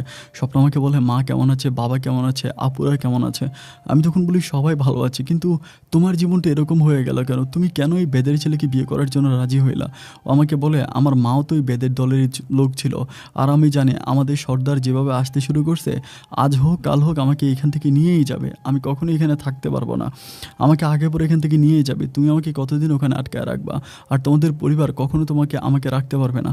আমি তখন স্বপ্নাকে বললাম যে স্বপ্না, আমার একটা কথা আছে তোমাকে, আমি তোমাকে কথাটা বলতে চাই, বলি করেও আমি তোমাকে বলতে পারি না। ও আমাকে বলে, বলো না, কি বলবা? আমি তখন বললাম, স্বপ্না আমি তোমাকে ভালোবাসি। এটা বলার পর ও বলে, কি বলো, তুমি না আমার ভাই? আমি বললাম, না, আমি তোমাকে ভালোবাসি। ও আমাকে বলে, সত্যি? আমি বললাম, সত্যি। ও বলে, তাহলে আমাকে যখন ওই বেদের সর্দার নিয়ে আসে এর আগে কেন বলো নাই? আমি বললাম, এর আগে বলার কোনো সুযোগ আমি পাই নাই। লাস্টবার আমি যখন গিয়েছিলাম ওই নীলফামারীতে তোমার সাথে দেখা করার জন্য, তোমাকে আমি আমার কথাগুলো খুলিয়ে বলবো, কিন্তু সে সময়ও তুমি আমার কোনো কথা শোনো নাই। আমি আমার কথাগুলো বলার আগেই তোমার স্বামী তোমাকে আমার সামনে থেকে টেনে হেঁচড়ে নিয়ে গেছে। স্বপ্ন, আমি পৃথিবীতে তোমাকে অনেক বেশি ভালোবাসি, তোমাকে ছাড়া আমার বেঁচে থাকতে প্রচণ্ড রকমের কষ্ট হচ্ছে। স্বপ্ন, প্লিজ তুমি আমার কাছে চলে আসো। খুবভাবে কান্নাকাটি করার পরে ওই তখন আমাকে বলতেছে যে এটা কি আর সম্ভব, আমি তার একজনের বউ হয়ে হয়ে গেছি। এতগুলো বৎসর তোমাদের পরিবারে বড় হয়েছি। ছোটবেলা থেকে তোমার মাকেই মা বলে ডেকেছি। এত বড় হলাম কিন্তু কোনোদিনও তো তোমার মুখ থেকে এমন কোনো কথা আমি শুনলাম না। কিন্তু আজকে তুমি কেন এরকম কথা বলতেছো? আমি তখন বলতেছিলাম যে, "স্বপ্না, আমি জানি না কেন এরকম কথা বলতেছি, কিন্তু তোমাকে আমার খুব ভালো লাগতেছে। আমি তোমাকে ছাড়া নিঃশ্বাস নিতে পারতেছি না। আমার প্রচণ্ড রকমের কষ্ট হচ্ছে।" ও তখন আমাকে বলতেছে, "তুমি চিন্তা করো না, দেখা যাক আল্লাহ তাআলা কী করে। আর তুমি এই ভাইটার সাথে সবসময় কথা বইলো।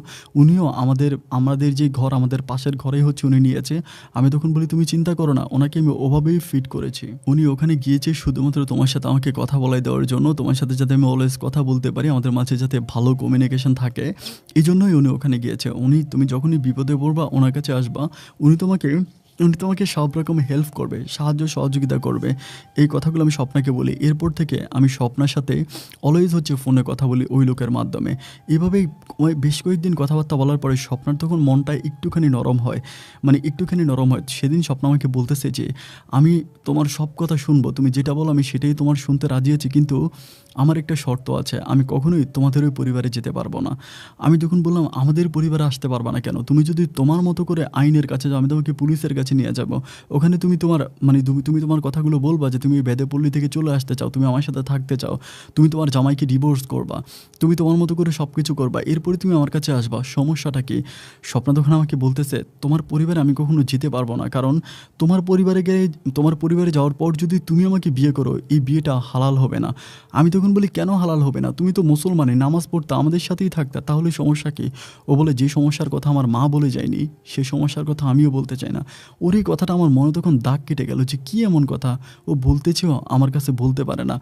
আমি তখন বলি, "আচ্ছা ঠিক আছে, আমি তোমাকে কথা দিলাম, আমি তোমাকে আমাদের পরিবারে আনবো না। আমি তোমাকে আমাদের পরিবার ছাড়া অন্য কোনো একটা জায়গায় নিয়ে যাব। ওখানে আমি ঘর ভাড়া করে তোমাকে নিয়ে থাকবো, তাও তুমি চলে আসো।" ও আমাকে বলে, "আচ্ছা ঠিক আছে, আমি ওদের দলের সাথে, ওই যে ভাইটা আছে তাদের দলের সাথে আজকে বের হবো, তুমি নীলফামারীতে আসো, আমরা একটা গ্রামে যাব, ওই গ্রামে তুমি আমাকে রিসিভ করবা।" আমি তখন বললাম যে ঠিক আছে, যেমন কথা তেমন কাজ। আমি তার পরের দিনে হচ্ছে আমি নীলফামারীতে যাই এবং ওইখানে যাওয়ার পরে ওই ভাইটার সাথে কথা বলি, যে ভাইটা আমাকে ওর কাছে ওকে এনে দিবে। ওই ভাইটা মিলে তখন ওরা প্রায় ৯ জনের একটা বেদের দল তখন হচ্ছে একটা গ্রামে ঢুকে ওই গ্রামের ঠিকানাটাও আমাকে দেয়।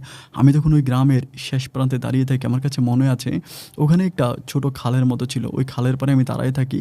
তখন হচ্ছে স্বপ্নারা এরকম মাথার ভিতরে বোঝা নিয়ে অনেকগুলো মেয়ে একসাথে আসতেছিল। ওখানে ওই বেদের ছেলেটাও ছিল, যার কথা আমি বলেছিলাম, যিনি আমাদের এখান থেকে ওইখানে গিয়েছে। ওই ছেলেটা তখন আমাকে বলতেছে যে, "স্বপ্না সবার পিছে পিছে হাঁটবে, ওখান থেকে স্বপ্না তোমার সাথে চলে যাবে।" আমাকে এটা উনি বলে দেয়। বলে দেওয়ার পরে আমি তখন ঠিকই হচ্ছে স্বপ্নাদের ওদের যে দলটা যাচ্ছে, আমি তখন ওই দলের পিছনে হাঁটতেছি এবং স্বপ্না তখন আস্তে আস্তে ১ জন ২ জন ৩ জন করতে করতে পিছনে আসতে আসতে একটা সময় স্বপ্না ঠাস করে হচ্ছে আমাকে নিয়েই ওই ইয়ের পাড়ে, রাস্তার যে পাড় ছিল ধারের পাড়ে ও বসে যায় এবং বসে যাওয়ার পরে বেদের যে দলটা ছিল তখন তারা চলে যাচ্ছিল। স্বপ্না তখন ওখানে চুপ করে বসে যায়। বসে আমাকে বলতেছে যে, "চলো।" আমরা তখন ওখান থেকে হচ্ছে ওই খালের পাড় থেকে দৌড়েয়া কোনোভাবে হচ্ছে মেইন রোডে আসি এবং মেইন রোডে আসার পরে আমি একটা সিএনজি নিয়ে আমি তখন নীলফামারী বাস স্টেশন আসি। বাস স্টেশন থেকে আমি তখন বাস যোগে আমি ওকে নিয়ে সরাসরি দিনাজপুরে চলে আসি। দিনাজপুরে আসার পরে আমি তখন দিনাজপুর শহরেই আমার কাছে কিছু টাকা থাকে। ওই টাকা দিয়ে আমি তখন দিনাজপুর শহরে একটা বাসা ভাড়া করি। একটা বাসা ভাড়া করে আমি তাকে ওখানে রাখি। আমি ওইখানে রাখতেছি এবং একটা হুজুর ডাকি, কারণ ওর কাছে কোনো জন্ম নিবন্ধনের কাগজ নাই, কোনো পেপার নাই। একটা হুজুর ডেকে শুধুমাত্র আমরা কলমাটা পড়ি। কলমাটা পড়ে আমরা বাসর করি। আমাদের দুজনের মাঝে নতুন প্রেমের সম্পর্ক শুরু হয়, নতুন ভালোবাসার ঘর আমরা বাঁধি। আমার কাছে মোবাইল ছিল, আমি বাবার সাথে কথা বলি। বাবা আমাকে বলে, "তুই কোথায় আসছিস?" আমি তখন বাবাকে বললাম যে, "আমি একটা চাকরির জন্য দিনাজপুর শহরে আসছি, এখানে একটা চাকরি করব।" এটা বলে আমি বাবাকে বুঝাই। কিন্তু বাবা আমাকে বলে, "কী এমন চাকরি করবি? তুই এলাকাতে আয়, আমার দোকানে বয়, আমার দোকানে বইলেই তো চলে।" আমি তখন বাবাকে বললাম যে, "আমার গ্রাম ভালো লাগে না, আমার একটু শহরে থাকতে ইচ্ছে করতেছে।" এটা বলে বাবাকে আমি কোনোভাবে ম্যানেজ করি। ৩ দিন আমি স্বপ্নার সাথে ওখানেই থাকি। থাকার পরে স্বপ্না আমাকে বলতেছে যে, "তুমি কতদিন এভাবে থাকবা? কতদিন আমাকে লুকিয়ে রাখবা? আজ হোক কাল হোক ব্যাপারগুলো তো বাবা জানতে পারবে, তোমার মা জানতে পারবে, তখন কী হবে?"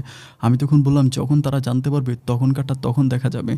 তখনকার চিন্তা এখন করে আর কোনো লাভ নাই। তুমি আমার সাথে, তুমি কোনো চিন্তা করো না, তুমি তোমার মতো করে থাকো।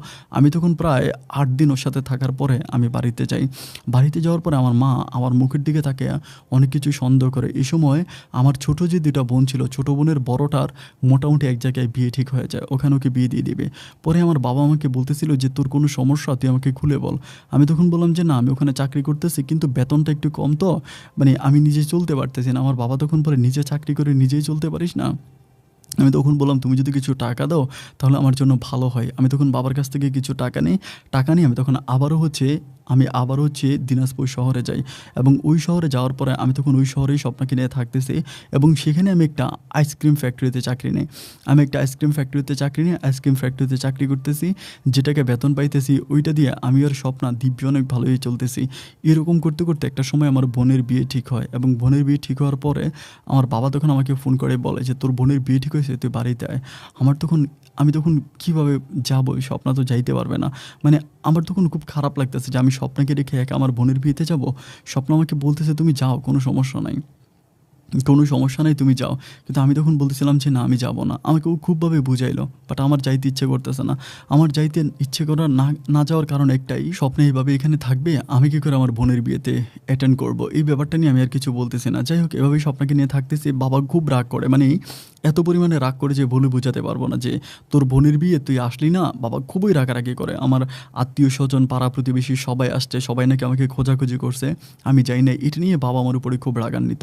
তো বিয়ের প্রায় ৮-৯ দিন পরে আমি তখন বাড়িতে যাই। বাড়িতে যাওয়ার পরে বাবা তখন আমার ব্যাগ-ট্যাগ লুকায় ফেলে আমার কাছ থেকে মোবাইল ফোনটা নিয়ে যায়। আমাকে বলে, "তুই আর যাইতে পারবি না এবং তোর আর দিনাজপুরে যাওয়ার দরকার নাই। তুই এখানেই থাকবি। আমি তোকে বিয়ে করাবো।" আমি তখন খুব টেনশনে পড়ে যাই যে, "কী ব্যাপার, বিয়ে করাবে মানে?" বাবা তখন আমাকে বলতেছে যে, "আমি তোকে বিয়ে করাবো, তুই যাইতে পারবি না।" এখন আমি তখন তো মানে কী করবো কিছুই বুঝতে পারতেছি না। আমি তখন বলি, মানে বাবাকে যে বলবো আমি যে অলরেডি স্বপ্নাকে বিয়ে করছি, এটা যে বাবাকে বলবো আমি সেটা বলারও সাহস পাচ্ছিলাম না। আমার গলা-টলা সব কিছু তখন শুকিয়ে যাচ্ছিল। আমি তখন বাবাকে বলতেছিলাম যে, "বাবা, আমি তো সবেমাত্র চাকরিটা শুরু করলাম। আমি কিছু টাকা উপার্জন করি, কিছু টাকা ইনকাম করি, তারপর না হয় আমি বিয়েটা করব। কিন্তু বাবার কথা হচ্ছে যে, না, আমি তোকে এখনই বিয়ে করাবো। কারণ তুই ঘরের বাহির হয়ে গেছিস। যেই ছেলে তার বোনের বিয়েতে পর্যন্ত অ্যাটেন্ড করলো না, ওই ছেলের উপরে আমার আর কোনো বিশ্বাস নাই। আমি জানি যে তুই আর আমার ছেলে নাই। তুই যেকোনো সময় যেকোনো খারাপ স্টেপ নিয়ে নিতে পারিস। এজন্য আমি তোকে বিয়ে করাবো। যা হবার তোর লাইফে বিয়ে করার পরেই হবে। বিয়ের আগে আমি আর কোনো কথা শুনতে রাজি নাই।" আমি তখন বাবাকে বললাম যে, "বাবা, তুমি এটা অন্যায় করতেছো।" কিন্তু আমার বাবা আমার কোনো কথাই শোনে না। আমি তখন মোবাইলে একটা সময় স্বপ্নার সাথে কথা বলি। স্বপ্নার সাথে কথা বলে আমি বলি যে, "স্বপ্না, আমার মা খুব অসুস্থ। আমি মাকে নিয়ে হসপিটালে এখানে সেখানে দৌড়াদৌড়ি করতেছি অ্যান্ড মায়ের অবস্থা ভালো না। তুমি কষ্ট করে থাকো, আমি মাকে সুস্থ করে নিয়ে আসবো।" এরপরে এভাবে তখন বাবা আমাকে এতভাবে প্রেশার দেয়। আসলে অন্য ছেলে হইলে হয়তো বাবার সাথে মানে কিছু একটা করতে পারত। কিন্তু আমি কোনোভাবেই কিছু করতে পারতেছি না। কারণ আমার বাবা যে পরিমাণে রাগান্বিত মানুষ, আমি যদি বাবাকে একটা বারের জন্য বলি যে আমি স্বপ্নাকে বিয়ে করেছি, আমার বাবা সরাসরি ওই বেদে পল্লীতে যাবে। বেদে পল্লীতে গিয়ে বাবা সব সত্য কথা বলে দিবে। আর ওই বেদের লোকেরা স্বপ্নাকে তাবিজ তুমান করে হলেও বের করে ফেলবে। কারণ ওদের কাছে তাবিজ তুমান, মন্ত্রতন্ত্র অনেক কিছু আছে। এগুলো করে হলেও ওরা স্বপ্নাকে নিয়ে যাবে বা স্বপ্নাকে মেরেও ফেলতে পারে। এই ভয়ে আমি তখন আমার বাবার কাছেও কোনো কিছু বলতেছি না। আমি তখন ওভাবেই পড়ে আছি। এইভাবেই সময়গুলো কাটতে, কাটতে একটা পর্যায়ে আমার বাবা আমার বিয়ে ঠিক করে ফেলে। আমি একটা মানে একটা মেয়েকে যেরকম করে ঘরে বন্দি করে রাখে, আমাকে ঠিক একইভাবেই বন্দি করে রাখে। আমি প্রায় ৫ থেকে ৬ দিনের মতো কেটে যায়। স্বপ্নার সাথে কোনো যোগাযোগ করতে পারি না, কোনো কথা বলতে পারি না। আমাকে তখন ওখানে একরকম বন্দি করে রাখে। আমি বের হওয়ার জন্য চেষ্টা করলে আমি বের হইতে পারি না। আমাকে আমার মা, বোন, আমার বাবা সহ বাড়ির প্রত্যেকটা মানুষ এক কঠিন নজরদারির ভিতরে রাখতেছে। এরকম করতে, করতে আমার বিয়ের দিনটা হয়ে যায়। বিয়ের দিন চলে আসে। বিয়ের যেদিন হবে আমি সেদিন প্রচুর পরিমাণ কান্নাকাটি করি। ঠিক একটা মেয়ে যেরকম করে কান্নাকাটি করে আমি তেমন করে চিৎকার করে, করে কাঁদি। আমার বুকের ভিতর জমে থাকা কথাগুলো আপন ভাই আমি তখন কাউকেই বলতে পারতেছিলাম না। আমার তখন খুব কষ্ট হচ্ছিল, কিরে আমার সাথে যেটা হয়ে যাচ্ছে আমি আমি আমি কেন বলতে পারবো না? আমি কেন বলতে পারতেছি না? একরকম জোর করে আমার বাবা তখন আমাদের পাশের বাড়ির একটা মেয়ে আছে যার নাম হচ্ছে কুলসুম। ওই কুলসুম মেয়েটার সাথে আমার বাবা তখন আমার বিয়ে দিয়ে দেয় এবং ৪ লক্ষ টাকা দেনমোহরে আমার তখন বিয়ে হয়। স্বপ্না কিন্তু এই ব্যাপারগুলো কিছুই জানে না।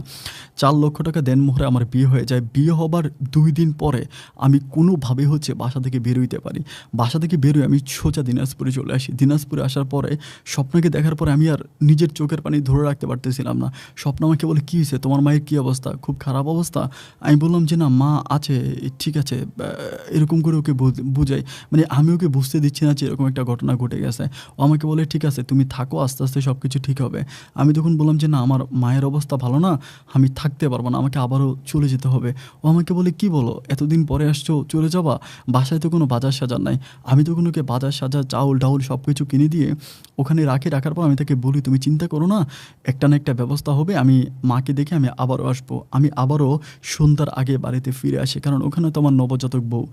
কুলসুমের তো কোনো দোষ নাই, ও তো কোনো অন্যায় করে নাই। তো যাই হোক, এরপরে আমি আবারও বাড়িতে আসি। বাড়িতে আসার পরে সেই বাবার আমার উপরে নজরদারি, তদারকি বাবার থেকেই গেছে। আমি এবার খুব কষ্ট করে মানে ওখানে আরও প্রায় ৫-৬ দিনের মতো থাকার পরে আমি তখন বলি, "আমাকে চাকরিতে যেতে হবে, আমার চাকরিটা আমি করব।" আমার বাবা বলে, "তোর চাকরি করার দরকার নেই, তুই আমার দোকানেই বয়, তোর মাসে কত টাকা লাগবে তোরে আমি টাকা দিব।" আমি তখন বললাম যে, "তুমি যদি আমাকে চাকরি করতে না দাও, আমি কিন্তু খারাপ কিছু করে ফেলবো।" পরে আমি কুলসুমকে বুঝাই যে, "কুলসুম দেখো, তুমি আমাকে বিয়ে করছো সবই ঠিক আছে। আমি আমার বাবার টাকার উপরে অহংকার করতে চাই না। আমার বাবার টাকা আমার দরকার নাই। আমি নিজের পায়ে দাঁড়াতে চাই এবং নিজেই কিছু একটা করতে চাই। তুমি প্লিজ আমার বাবাকে বুঝিয়ে বলো যাতে আমাকে দিনাজপুরে যাইতে দেয়। আমি দিনাজপুরে গিয়ে যে চাকরিটা করতেছি আমি সেই চাকরিটা করব। আমাকে যাতে না নিয়ে আসে।" খুবভাবে আমি যখন কুলসুমকে এগুলো বলি, কুলসুম তখন হচ্ছে ওর মানে আমার বাবাকে বলে যে, "ঠিক আছে আব্বু, ও যদি যেতে চায় তাহলে ওকে যেতে দেন না, সমস্যা কী? আমি তো আপনাদের সাথেই আছি।" কুলসুমি যখন বলে তখন আমার বাবা রাজি হয়। এরপরে আমি আবারও পুনরায় স্বপ্নার কাছে আসি এবং স্বপ্নার কাছে এসে আমার কাছে তখন কোনো টাকা পয়সাও নাই। ওই দিনও বাজার মানে খুব শেষ হয়ে যায়। আমি যেখানে চাকরি করি ওইখানে যাই। ওইখান থেকে আমি ২,০০০ টাকা খুব কষ্ট করে মালিকের কাছ থেকে নিয়ে আমি স্বপ্নাকে বাজার-সাজার করি। এবার স্বপ্নের সাথে থাকতেছি। খুব কষ্ট করে আমি দুটো সম্পর্ক মেইনটেইন করতেছি। কিন্তু এরকম করে প্রায় ১ মাসের মতো কেটে যায়। আমি খুব হাঁপিয়ে যাচ্ছিলাম। মানে এদিক দিয়ে বাবাকে ম্যানেজ করা, কুলসুমকে ম্যানেজ করা, আবার এদিক দিয়ে স্বপ্নাকে ম্যানেজ করা। মানে আমি আর নিতে পারতেছিলাম না। এরকম করে সময়গুলো কাটতে একটা পর্যায়ে হঠাৎ করে আলহামদুলিল্লাহ আল্লাহর অশেষ মেহেরবানিতে স্বপ্না হচ্ছে বাচ্চা কনসেপ্ট করে। স্বপ্না যখন বাচ্চা কনসেপ্ট করে তখন আমার ভিতরে আর মানে ভিতরের কষ্টটাকে আমি ধরে রাখতে পারতেছি না। কারণ স্বপ্না যেহেতু বাচ্চা কনসেপ্ট করেছে, এখন স্বপ্নার সাথে আমার অলওয়েজ থাকতে হবে। কারণ ওর বাচ্চা কখন কী হয় না হয় একটা পোয়াতি মেয়ের পাশে কিন্তু থাকতে হয়। এজন্য আমি আর ওইখানে তো গ্রামে খুব একটা যেতে পারবো না। আমি তখন বুঝতে পারতেছিলাম না যে আমি কী করব। যাক, আল্লাহর অশেষ মেহেরবানিতে আমার বাসার পাশে আমি একটা মহিলাকে দাদি বলতাম আরকি। মানে দুষ্টুমি করে দাদি বলতাম। আমি সেদিন ওই দাদির কাছে গিয়ে কিছু কথা বলি যে, "দাদি আমার মা গ্রামে অসুস্থ। আমাকে গ্রামে গিয়ে মাঝে, মাঝে থাকতে হয়। কিন্তু আমার বউটা তো বাচ্চা কনসেপ্ট করছে। এখন ওরে একটু দেখাশোনা করার জন্য একজন মানুষ দরকার। আপনি একটা কাজ করেন, আপনি ওকে মানে ওর সাথে থাকেন বা ওকে একটু দেখাশোনা করেন, আপনি ওর পাশে থাকেন।" এটা বলে আমি মহিলাটাকে কোনোভাবে হচ্ছে মানে যাকে আমি দাদি ডাকছিলাম ওনাকে আমি কোনোভাবেই স্বপ্নার জন্য ঠিক করি। ঠিক করার পরে এরপরে উনি স্বপ্নাকে দেখাশোনা করে অ্যান্ড আমি তখন বেশিরভাগ সময় কিন্তু স্বপ্নার সাথে থাকতেছি।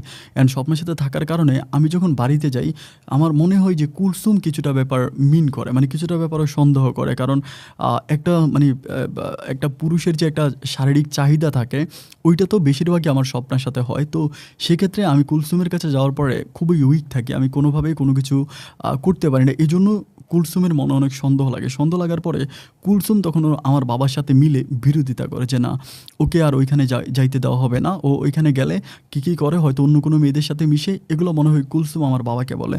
বাবাকে বলার পরে বাবা তখন সেম ওই আগের মতোই আবার হয়ে যায়। বাবা আমাকে আগের মতো আবারও বলতেছে, "না তুই যাইতে পারবি না, তোকে আমি যেতে দিব না।" আমি তখন চিন্তা করতেছি সামহাও বাবা মেবি আমাকে আটকায়ে ফেলতে পারে। বাবা আমাকে আটকায়ে ফেলবে। অ্যান্ড যদি আটকায়ে ফেলে তাহলে কিন্তু আমি শেষ। এই ভয়ে আমি তখন বলতেছিলাম যে, "আচ্ছা ঠিক আছে, আমি মালিকের কাছে কয়টা টাকা পাবো, আমি মালিকের কাছ থেকে ওই টাকাগুলো নিয়ে আসি, নিয়ে আমি চলে আসবো। আমি এখান থেকে একেবারে চলে আসবো। আমার কিছু কাপড়-চোপড়, বেডিংপত্র আছে, আমি ওগুলো নিয়ে আসবো।" আমার বাবা তখন বলতেছে, "ঠিক আছে, তুই যদি যাবি তাহলে হচ্ছে কুলসুমকে সাথে করে নিয়ে যায়, এভাবে যাইতে পারবি না।" আমি তখন বললাম যে, "আমার কুলসুমকে নিয়ে যাইতে হবে কেন? আমি এমনিই যাবো।" আমার বাবা বলে, "না, বিয়ের পরে ওরাও কখনো শহরে নিয়ে যাস নাই, ওরে শহরের দিকে নিয়ে যা, শহরটা ঘুরে আন, আর তুই হচ্ছে তোর কাপড়-চোপড়, বেডিংপত্র সব নিয়ে আয়, কোন জায়গায় চাকরি করছিস এটা কুলসুমকে একটু দেখা।" আমি তখন খুব টেনশনে পড়ে যাই, কিরে আমি কুলসুমকে নিয়ে কী করে স্বপ্নার সামনে যাব? গলাটা তখন পুরোই শুকিয়ে গেছে। আমি আল্লাহর কাছে বলতেছি, "আল্লাহ তুমি একটা উপায় বুদ্ধি বের করো।" ঠিক ওই মুহূর্তে কুলসুমও তখন রেডি হয়ে যায় আমার সাথে চলে যাওয়ার জন্য। রাতটা কোনো মতে কাটে অ্যান্ড সকালবেলা আমি তখন বুঝতে পারতেছি না যে কী করব। কুলসুম একেবারে রেডি হয়ে যায়। আমিও তখন কুলসুমকে নিয়ে রেডি হই। রেডি হওয়ার পরে আমি তখন মানে ওকে নিয়ে আমি আসি, দিনাজপুরে আসি। আসার পর আমি চিন্তা করতেছি যে কোন অ্যাঙ্গেল থেকে আমি ওর কাছ থেকে ছুটবো। কিন্তু ও আসলে একটু গ্রামের মেয়ে, তো গ্রামেই বড় হইছে, শহরে খুব একটা আসে নাই। তো ওরে আবার কোথায় ছেড়ে দিব? আর আমি যখন ওরে নিয়ে আসি, মানে ওকে নিয়ে মানে পাস করতে, করতে সময় কাটাইতে, কাটাইতে প্রায় বিকেলও হয়ে যায়। তো বিকেলের এই সময় আমি ওকে একা, একা একটা মেয়েকে কোথায় ছেড়ে দিব? কি করব? আর ওকে নিয়ে তো আমার মানে ইয়ের কাছেও যাওয়া সম্ভব না, স্বপ্নার কাছেও যাওয়া সম্ভব না। মানে তখন গলাটা অনেক শুকিয়ে গেছে, আমি বুঝতে পারতেছি না। ওই সময় আমি চিন্তা করলাম যে যত যাই হোক আমাকে স্বপ্নার কাছে যেতে হবে, কারণ আমি ভালোবাসি স্বপ্নাকে। কুলসুমকে ছেড়ে দিলে কুলসুম হয়তো কোনো না কোনো মানুষের সহযোগিতায় কুলসুম গ্রামে চলে যেতে পারবে। আমি তখন আমার কাছে যে মোবাইল ফোনটা আছে, ওই মোবাইল ফোনে ডায়ালে আমার বাবার নাম্বারটা আছে। আমি তখন আমার ওই মোবাইল ফোনেরটা কী করলাম, আমার মোবাইল ফোন থেকে আমি কুলসুমের ওই নাম্বার মানে স্বপ্নার যে নাম্বার আছে ওই নাম্বারটা ডিলিট করলাম এবং ব্লক করলাম। ব্লক করলে শুধুমাত্র আমার বাবার নাম্বারটা ইনকামিং কল এবং আউট কল আমি এটা অন রেখে বাকি সব নাম্বারগুলোকে আমি ব্লক করে দিয়ে ওই মোবাইলটা তখন আমি কুলসুমের হাতে দিলাম। কুলসুমের হাতে দিয়ে বললাম, কুলসুম তুমি এখানে একটু দাঁড়াও মোবাইল ফোনটা নিয়ে। এইটা মানে অন্য একটা, আমি যে আইসক্রিম ফ্যাক্টরিতে চাকরি করি সেটা না, আরেকটা আইসক্রিম ফ্যাক্টরির সামনে আমি গিয়ে দাঁড়াইছি। আমি তখন বলে আমি ভিতরে যাই, আমার মালিককে ডাইকে নিয়ে আসি, তুমি একটু এখানে দাঁড়াও। ও বলে আমি সব ভিতরে যাই। আমি বললাম যে না না, ওখানে ভিতরে ছেলেরা হাফ প্যান্ট পরে কাজ করে, এটা তুমি দেখলে তোমার কাছে খারাপ লাগবে না? আর এটার ভিতরে মেয়ে লোক ঢোকা ঠিক না, এটা বলে। ও তখন বলে আচ্ছা ঠিক আছে। পরে ওই দোকানের সামনে, আইসক্রিম দোকানের সামনে আমি ওকে বসাইয়া আমি তখন আইসক্রিম দোকানের ভিতরে ঢুকি এবং যেদিক দিয়ে ঢুকি এর ওই দিক থেকে আমি তখন বের হওয়ার রাস্তা আছে গলি দিয়ে, আমি তখন ওখান থেকে বের হয়ে যাই। আমি তখন ওখান থেকে বেরিয়ে যাই এবং বের হয়ে আমি তখন পাশের রাস্তা আছে আসার পরে রিক্সা নিয়ে আমি তখন সোজা স্বপ্নার কাছে চলে আসি। এবং স্বপ্নার কাছে আসার পরে আমি তখন আর মানে কুলসুমের কোনো খোঁজ খবর নিচ্ছি না। আমি তখন স্বপ্নাকে বলি যে স্বপ্না, আমরা এই জায়গায় থাকবো না, আমরা ওখান থেকে চলে যাব। ও আমাকে বলে তুমি কোথায় যাবা? আমি তখন বললাম যে যেখানেই যাব আমাদের এক জায়গায় যাইতে হবে, এখানে থাকাটা ঠিক হবে না। ও তখন বলে কেন? আমি বলি যে বাবা বুঝে গেছে যে আমি তোমাকে নিয়ে এখানে আসি। ও তখন বলে কীভাবে বুঝলো? আমি বলি যে জানি না, তুমি চলো। ওই রাতের বেলায় আমি তখন আমার বউ স্বপ্নাকে নিয়ে আমি দিনাজপুর থেকে রংপুরে চলে যাই। অ্যান্ড রংপুরে আমার এক পরিচিত বন্ধু আছে, আমি ওর বাসায় গিয়ে উঠি। এবং সবচেয়ে দুঃখজনক ব্যাপার যেটা, সেটা হচ্ছে আমার কাছে বাড়িওয়ালা মানে ভাড়া পাইতো, আমি ওই বাড়িওয়ালার ভাড়াও দিইনি এবং আমার ঘরে যে আসবাবপত্রগুলো ছিল ওই আসবাবপত্র কোনো কিছুই আনি নাই। শুধু আমাদের কাপড় চোপড় নিয়ে আমি কোনোরকম ওখান থেকে পালাই আমি রংপুরে চলে আসি। এবং আমার ওই বন্ধুর বাসায় উঠি, ও আবার বিয়ে করছে, ওর ফ্যামিলি আছে, ওর সাথে উঠি। তো ওর সাথে আমি থাকতেছি, যাই হোক আলহামদুলিল্লাহ কোনো প্রবলেম নেই। এইভাবেই 3 থেকে 4 দিন থাকার পরে আমি তখন মানে কী করবো কিছুই বুঝতে পারতেছিলাম না। আসলে ওইরকমও কোনো মানে দিনাজপুরে যেরকম মানে টাকা পয়সা ইনকাম করার একটা রাস্তা ছিল, মানে রংপুরের দিকে ওরকম নাই। আমি তখন খুব মানে দ্বিধার ভিতরে পড়ে যাই, অনেক সংকোচে পড়ে যাই, মানে আমার কোনো কামাই টামাই নাই।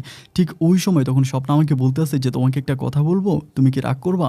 আমি বললাম যে না, রাগ করবো কেন, তুমি আমাকে বলো। ওই সময় কিন্তু ওর পেটে কিন্তু বাচ্চা। তো আমাকে বলে তুমি যদি রাজি থাকো তাহলে মানে আমরা ইন্ডিয়াতে চলে যেতে পারি, আমাকে এটা বলে। আমি তখন বললাম ইন্ডিয়াতে কেন? ইন্ডিয়াতে কেন যাবো? ও আমাকে বলে ইন্ডিয়ার একটা মহিলাকে আমি মা ডাকছিলাম, উনি আমাদের মানে বেদের কাজ করে ইন্ডিয়াতে, ওনার বাড়ি হচ্ছে কলকাতাতে, আমরা ওখানে চলে যাই, ওখানে গেলে আমরা অনেক ভালো থাকবো, তোমার বাবাও আমাকে পাবে না। আমি তখন বললাম যে কলকাতাতে আমরা কীভাবে যাবো, আমাদের তো পাসপোর্ট ভিসা কোনো কিছুই নেই। ও বলে উনি আমাদেরকে নিয়ে যেতে পারবে বর্ডার থেকে, বর্ডারে উনি আসলে আমরা ওইখানে গেলে ওখান থেকে আমাদেরকে রিসিভ করে উনি নিবে। আমি তখন বললাম কীভাবে? ও আমাকে বলে যেভাবেই হোক এটা নিয়ে তোমার চিন্তা করা লাগবে না, উনি আমাকে পাস করতে পারবে, এখন তুমি কি যাবা? আমাকে এটা বলে। আমি বললাম যে তুমি এখন পোয়াতি, তোমার পেটে বাচ্চা, এই সময় কি এইরকম বর্ডার ক্রসিং করা পার হওয়াটা অনেক রিস্কি হয়ে যায় না? তোমার যদি বাবুটা নষ্ট হয়ে যায় বা কোনো একটা অ্যাক্সিডেন্ট হয়। ও আমাকে তখন বলে কিছুই হবে না, তুমি জাস্ট আল্লাহর উপরে ভরসা রাখো অ্যান্ড তুমি আমার সাথে চলো, আমরা বর্ডারটা ক্রস করে ওপারে চলে গিয়ে আমি যাকে মা ডাকছিলাম ওনার কাছে আমরা চলে যাই। আমি তখন ওনাকে তুমি চিনো কীভাবে? উনি বলি চিনি, আমার মায়ের মাধ্যমে আমি ওনাকে চিনি। এবং আমি যখন ওই নীলফামারীতে গেছিলাম তখন উনি ওইখানে আসছে, আমি ওনাকে চিনি। আমি যখন বললাম ও মাই গড, তার মানে তুমি ওনার কাছে গেলে তো তোমার ওই বেদের যে গোষ্ঠী আছে তারা তোমাকে ওইখান থেকে নিয়ে আসবে। ও তখন আমাকে বলতেছে না না না, তুমি ভয় পেও না, আমাকে আর নিবে না, আমার বিয়ে করে ফেলছে, আমার বাচ্চা হয়ে গেছে মানে সভ্য সমাজে, তাহলে আমাকে নিবে কেন? তুমি চিন্তা করো না। ও আমাকে খুবভাবে বোঝানোর পরে আমিও তখন চিন্তা করতেছি যে আসলেই ঠিক, কারণ দেখা যায় যে এইখানে ও যে পরিবেশে মানে আমি ওকে রাখতেছি, ঠিকমতো খাবারও দিতে পারি না, ঠিকমতো রাখতে পারি না, তার উপরে আবার বাবার তো একটা প্যারা আছেই, ওইদিকে কুলসুমকে রেখে আসছি, কুলসুম কই গেছে না গেছে তার তো কোনো খোঁজখবর পাইলাম না, বাবার সাথেও কোনো যোগাযোগ রাখি নাই। এরকম দ্বিধাদ্বন্দ্বের ভিতরে পড়ে আমি তখন স্বপ্নার কথা রাজি হয়ে যাই। আমি তখন স্বপ্নাকে বলি আচ্ছা ঠিক আছে, তুমি যদি মনে করো যে তুমি এটা করবা তাহলে ঠিক আছে, আমাকে তুমি ওকে ফাইন, ঠিক আছে, আমি তোমার প্রস্তাবে রাজি। এরপরে আমি ওই স্বপ্নার প্রস্তাবে রাজি হই। স্বপ্নার প্রস্তাবে রাজি হওয়ার পরে দেন স্বপ্না তখন আমাকে কী করে, ওইখান থেকে আমার মনে আছে মঙ্গলবার ছিল, মঙ্গলবারে আমি আর স্বপ্না আমাদের ওইদিকে কিন্তু রংপুরের ওইদিকে কিন্তু বর্ডারের একটা সিস্টেম ছিল, সেটা হচ্ছে মানে বর্ডার টু বর্ডার ক্রসিং এর ওরকম যেরকম তার থাকে, ওই জায়গায় কিন্তু তার ছিল না, মানে তারের বেড়া ছিল না, শুধুমাত্র ফিলার গাড়িয়ে সীমানা রাখা হয়েছে। আমরা যখন ওই ফিলার বিয়ে হচ্ছে আমার বউকে নিয়ে আমরা ওই মহিলার সাথে স্বপ্ন ফোনে কথা বলে, ফোনে কথা বলার পর উনি আসে, ওনার মাধ্যমে আমরা তখন হচ্ছে কলকাতাতে চলে যাই। তো কলকাতাতে যখন যাই মহিলাটা কিন্তু খুব ভালো ছিল, মানে আমার কাছে মনে হচ্ছে আমার চোখের দেখায় সবচেয়ে ভালো একটা মানুষ। আমি ওই বর্ডারের কাছে গিয়ে যখন ওনার পা ধরে সালাম করলাম, উনি আমার হাতে মানে ইন্ডিয়ার হচ্ছে প্রায় 200 রুপির মতো আমাকে দিল এবং আমাকে বুকে জড়ায় ধরলো, ধরে আমাকে উনি ভিতরে নিয়ে গেল, ওনাদের ভিতরে নিয়ে গেল, ওনার বাসায় নিয়ে গেল। ওই ওনার বাসায় 3টা রুম, একটা রুমে হচ্ছে উনি আর ওনার হাজব্যান্ড থাকে, আরেকটা রুমে হচ্ছে ওনার ছেলে থাকে, অ্যান্ড পাশের রুমে আমাকে আর স্বপ্নাকে থাকতে দিল। আমি স্বপ্নের মাধ্যমে জানতে পারি ওনারও নাকি একটা সময় বাড়ি বাংলাদেশেই ছিল এবং স্বপ্নার মায়ের সাথে নাকি ওনার অনেক ভালো সম্পর্ক ছিল। ওই মহিলাটা তখন স্বপ্নার মায়ের অনেক গুণগান গায় যে স্বপ্নার মা অনেক ভালো ছিল, এই সেই। পরে আমি একদিন ওই মহিলাটাকে বলতেছিলাম যে আচ্ছা, স্বপ্নার আম্মার সাথে তো আপনার অনেক ভালো সম্পর্ক ছিল, আপনারা কি স্বপ্নাদের ওইখানে যাইতেন, মানে বাংলাদেশেও গিয়েছিলেন অনেকবার, অনেক ভালো সম্পর্ক আছে, আচ্ছা আমি আপনাকে একটা প্রশ্ন করলে আপনি আমার কাছে সত্যি কথা বলবেন? উনি আমাকে বলো আচ্ছা ঠিক আছে, সমস্যা নাই, তুমি বলো আমি তোমাকে বলবো। আমি বললাম আচ্ছা মানে স্বপ্নে যে দুনিয়াতে আসছে, স্বপ্নে এখনও বলে ওর বাবা নাকি সাপ, আসলেই কি ওর বাবা সাপ ছিল নাকি স্বপ্নার বাবা কে ছিল? ওই মহিলাটা তখন আমার দিকে তাকিয়ে বলতেছে স্বপ্নার বাবা সাপ কিভাবে হয়, স্বপ্নার বাবা একটা মানুষ, তবে ওই মানুষটাকে আমি দেখলে চিনবো কিন্তু তার নাম জানি না। আমি তখন বললাম যে আপনি দেখলে চিনবেন, লোকটা কীরকম? তখন আমি ওনাকে বললাম, আমি তখন ওই মহিলাটা বলে যে এত কথা তুমি আমাকে কেন বলতেছো, মানে স্বপ্নাও ওনাকে বলতে নিষেধ করে ওই জায়গায়। মানে এখানে কিন্তু স্বপ্নের সাথে আমার অনেক তর্কাতর্কি হয়, স্বপ্নের যেহেতু পেটে বাচ্চা থাকে ও তখন খুব একটা সিনক্রেট করতে পারে না। ওই মহিলার মুখ থেকে আমি স্বপ্নার বাপের যে বর্ণনা শুনতে পাই ওইটা আমি আর বলতে চাই না। তখন আমি নিচে অনেক দ্বিধাদ্বন্দ্বে পড়ে যাই, আসলেই কি এটা কতটুকু সত্য তখন মাথায় আসে না। না আসার পরে যাই হোক আমি এই ব্যাপারটা ওইখানে স্বপ্নার বাবার যে ব্যাপারটা, আমি স্বপ্নার বাবাকে যে আমি খুঁজতেছিলাম ওই ব্যাপারটা আমি ওখানেই ক্লোজ করে ফেলি, ওইখানে আমি বন্ধ করে ফেলি, আমি এটা নিয়ে আর সামনের দিকে অগ্রসর হই না, ওই জায়গায় আমি রাখি। এবং রাখার পরে দেন আমি আবারও স্বপ্নাকে নিয়ে সংসার করতেছি এবং ওরকম করতে করতে আলহামদুলিল্লাহ স্বপ্নার ঘরে একটা মেয়ে সন্তান হয়, একটা মেয়ে সন্তান। এবং মেয়ে বাবুটা হওয়ার পরে স্বপ্না তো অনেক হ্যাপি, আমরা তখন কোনোই কাজ করতেছি না। ইন্ডিয়াতে ওই মহিলার হচ্ছে একটা দোকান আছে, উনি তাবিজের খোসা, তারপরে বিভিন্ন গাছের ছাল, বাকল, মানে তাবিজ তোমান করার জন্য যে ধরনের সরঞ্জামগুলো হয় না ওগুলো উনি বিক্রি করতো কলকাতাতে, উনি এগুলো বিক্রি করতো। এবং বিভিন্ন বাচ্চা না হইলে তাবিজ দিত, বাচ্চারা রাতে বস্রাব করলে ওইগুলোর জন্য তাবিজ দিত, বা পোয়াতে মাকে তাবিজ দিত, এইগুলোই উনি করতো। কিন্তু হেঁটে হেঁটে আমাদের বাংলাদেশে যেরকম বেদের মেয়েরা করে ওরকম না, মানে উনি জাস্ট ওনার একটা দোকান ছিল, ওই দোকান থেকে মানুষ এনে নিয়ে যাইতো। তো মেয়েটা হওয়ার পর থেকে স্বপ্নের সাথে আমার সম্পর্কটা ভালোই কাটতেছে, দিন আর রাতগুলো ভালোই কাটতেছে। এরকম করে কাটতে কাটতে কাটতে কাটতে আমি একটা সময় মানে আমার স্বপ্নের মাঝেও কেমন একটা পরিবর্তন দেখতে পাই। পরিবর্তন বলতে কি, মানে স্বপ্ন ওই মহিলাটার সাথে খুবভাবে মিশে যায়। আমি ওকে যত বলি যে মানে বেদের ওই কাজগুলো থেকে তুমি সরে আসো বা এগুলো তুমি কইরো না তুমি, কিন্তু ও এটা করে। মানে ও তখন ওই আমার মেয়েটা হওয়ার পরে বিভিন্ন জায়গায় জায়গায় গিয়ে মানে ওইরকম মানে বাংলাদেশে যেরকম বিভিন্ন গ্রামে গ্রামে গিয়ে বেদের মেয়েরা এটা সেটা বিক্রি করে না, ওই স্বপ্ন তখন ওই এলাকাতে মানে কলকাতার ওই গ্রামে বিভিন্ন জায়গায় গিয়ে এরকম মানে তাবিজের খোসা এটা সেটা ও বিক্রি করতো। আমার কাছে এই ব্যাপারটা ভালো লাগতো না। আমি ওকে বারবার মানা করার পরেও ও আমার কোনো কথাই শুনতেছিল না। আমার ভিতরে তখন খুব রাগ হচ্ছিল। রাগ হওয়ার পরে একটা পর্যায়ে আমি খুব রেগে যাই। রেগে গিয়ে আমি তখন ওকে বলি যে শোনো, এত করে বলার পরও যখন তুমি আমার কথা শুনতেছো না, তুমি যেটা বুঝো, তুমি যেটা মানো, তুমি সেটাই করতেছো, তবে I am sorry to say যে আমি এই বাসায় আর থাকবো না, আমি তোমাকে নিয়ে আলাদা কোনো একটা বাসা নিয়ে নিব। আমি তোমার জন্য আমার বাবা মা, আমার বোন, আমি আমার সব কিছু ছেড়ে চলে আসলাম শুধু তোমাকে যাতে ভালো রাখি, তুমি যাতে হ্যাপি থাকো। আর সে তুমি আমার কথা না শুনে তুমি এরকম, যে তুমি যদি এরকম ভেদের কাজে করবা, তুমি তো বাংলাদেশেই থাকতে, আমি তোমাকে ইন্ডিয়াতে কেন আনলাম? তো ওরও একটা অভিযোগ আছে। ওর অভিযোগ হচ্ছে আমি তো কোনো কাজ করি না, আমি ওই আন্টি যেটা ইনকাম করে সেটাই খাচ্ছি, ওনাদের বাসায় খাচ্ছি, তাহলে আমার তো কোনো ইনকাম নাই, ও শুধু ইনকামের জন্য এটা করে। আমি তখন তাকে বলে আমি কাজ করব, কাজ তো আমি খুঁজতেছি, আমি আইসক্রিম বানাইতে পারি, আমি কিন্তু আইসক্রিম ফ্যাক্টরির মানে আইসক্রিম বানানোর যেই ধরনের সরঞ্জামগুলো না আমি সব কিছু পারি, আমি একদম মানে চকবার থেকে শুরু করে সব রকমের আইসক্রিম আমি তৈরি করতে পারি। তো আমি ওরকম একটা চাকরি খুঁজতেছি যে ওরকম একটা আইসক্রিম ফ্যাক্টরিতে চাকরি পাইলে আমি মোটামুটি কিছু একটা করতে পারবো। আর ওই সময় একটু ঠান্ডার সৃজন ছিল, তো ঠান্ডার সৃজন থাকার কারণে আইসক্রিম ফ্যাক্টরিগুলো তো আগের মতো লোক নিচ্ছিল না। লোক নেয় না। এরপর আমি একটা সময় রাগ করে কী করলাম, ওই মহিলার বাসা থেকে স্বপ্নাকে নিয়ে চলে আসলাম রাগারাগি করে। ওখান থেকে আমি তখন কলকাতাতে আরেকটা বাসা ভাড়া করি। আরেকটা বাসা ভাড়া করে আমি ওইখানে কলকাতাতে ওকে নিয়ে ওইখানে থাকতেছি।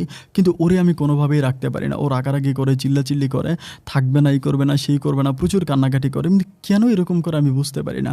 এবং বুঝতে না পারার পরে একটা পর্যায়ে আমি তখন রাগ করে ওর গায়ে একদিন হাত তুলি। হাত তোলার পর আমি বললাম যে, আজকে আমি কাজ করেই ঘরে আসবো।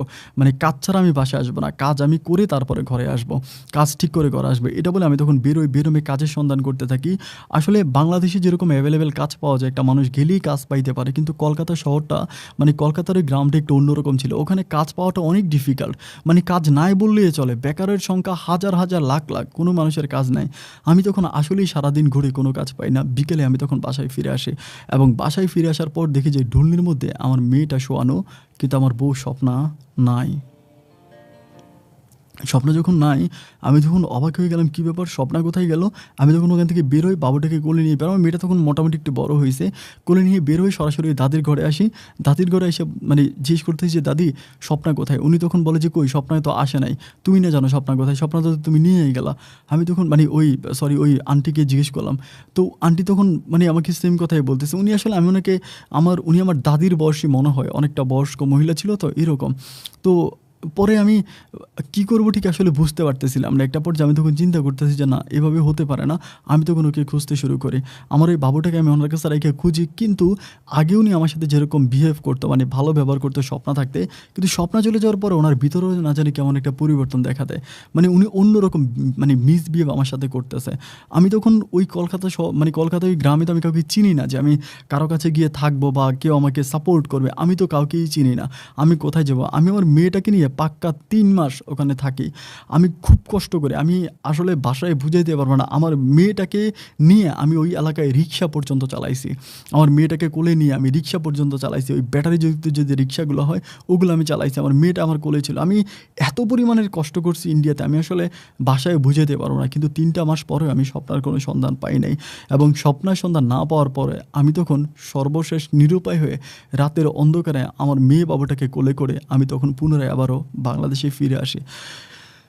এবং বাংলাদেশে ফিরে এসে আমি আমার বাবার কাছে যাই, এবং বাবার কাছে যাওয়ার পরে আমার বাবুটি তখন কোলে থাকে। বাবা আমাকে খুব গালাগালি করে, মানে এত গালাগালি করে যে বলে বুঝাতে পারবো না। বাবার দুঃখ একটাই যে আমি কেন আমি কুলসুমকে এরকম নির্জন একটা জায়গায় রেখে চলে আসছি। কুলসুম নাকি অনেক বিপদে পড়ছে। কুলসুমকে নাকি এক মহিলা নিয়ে রাখছে।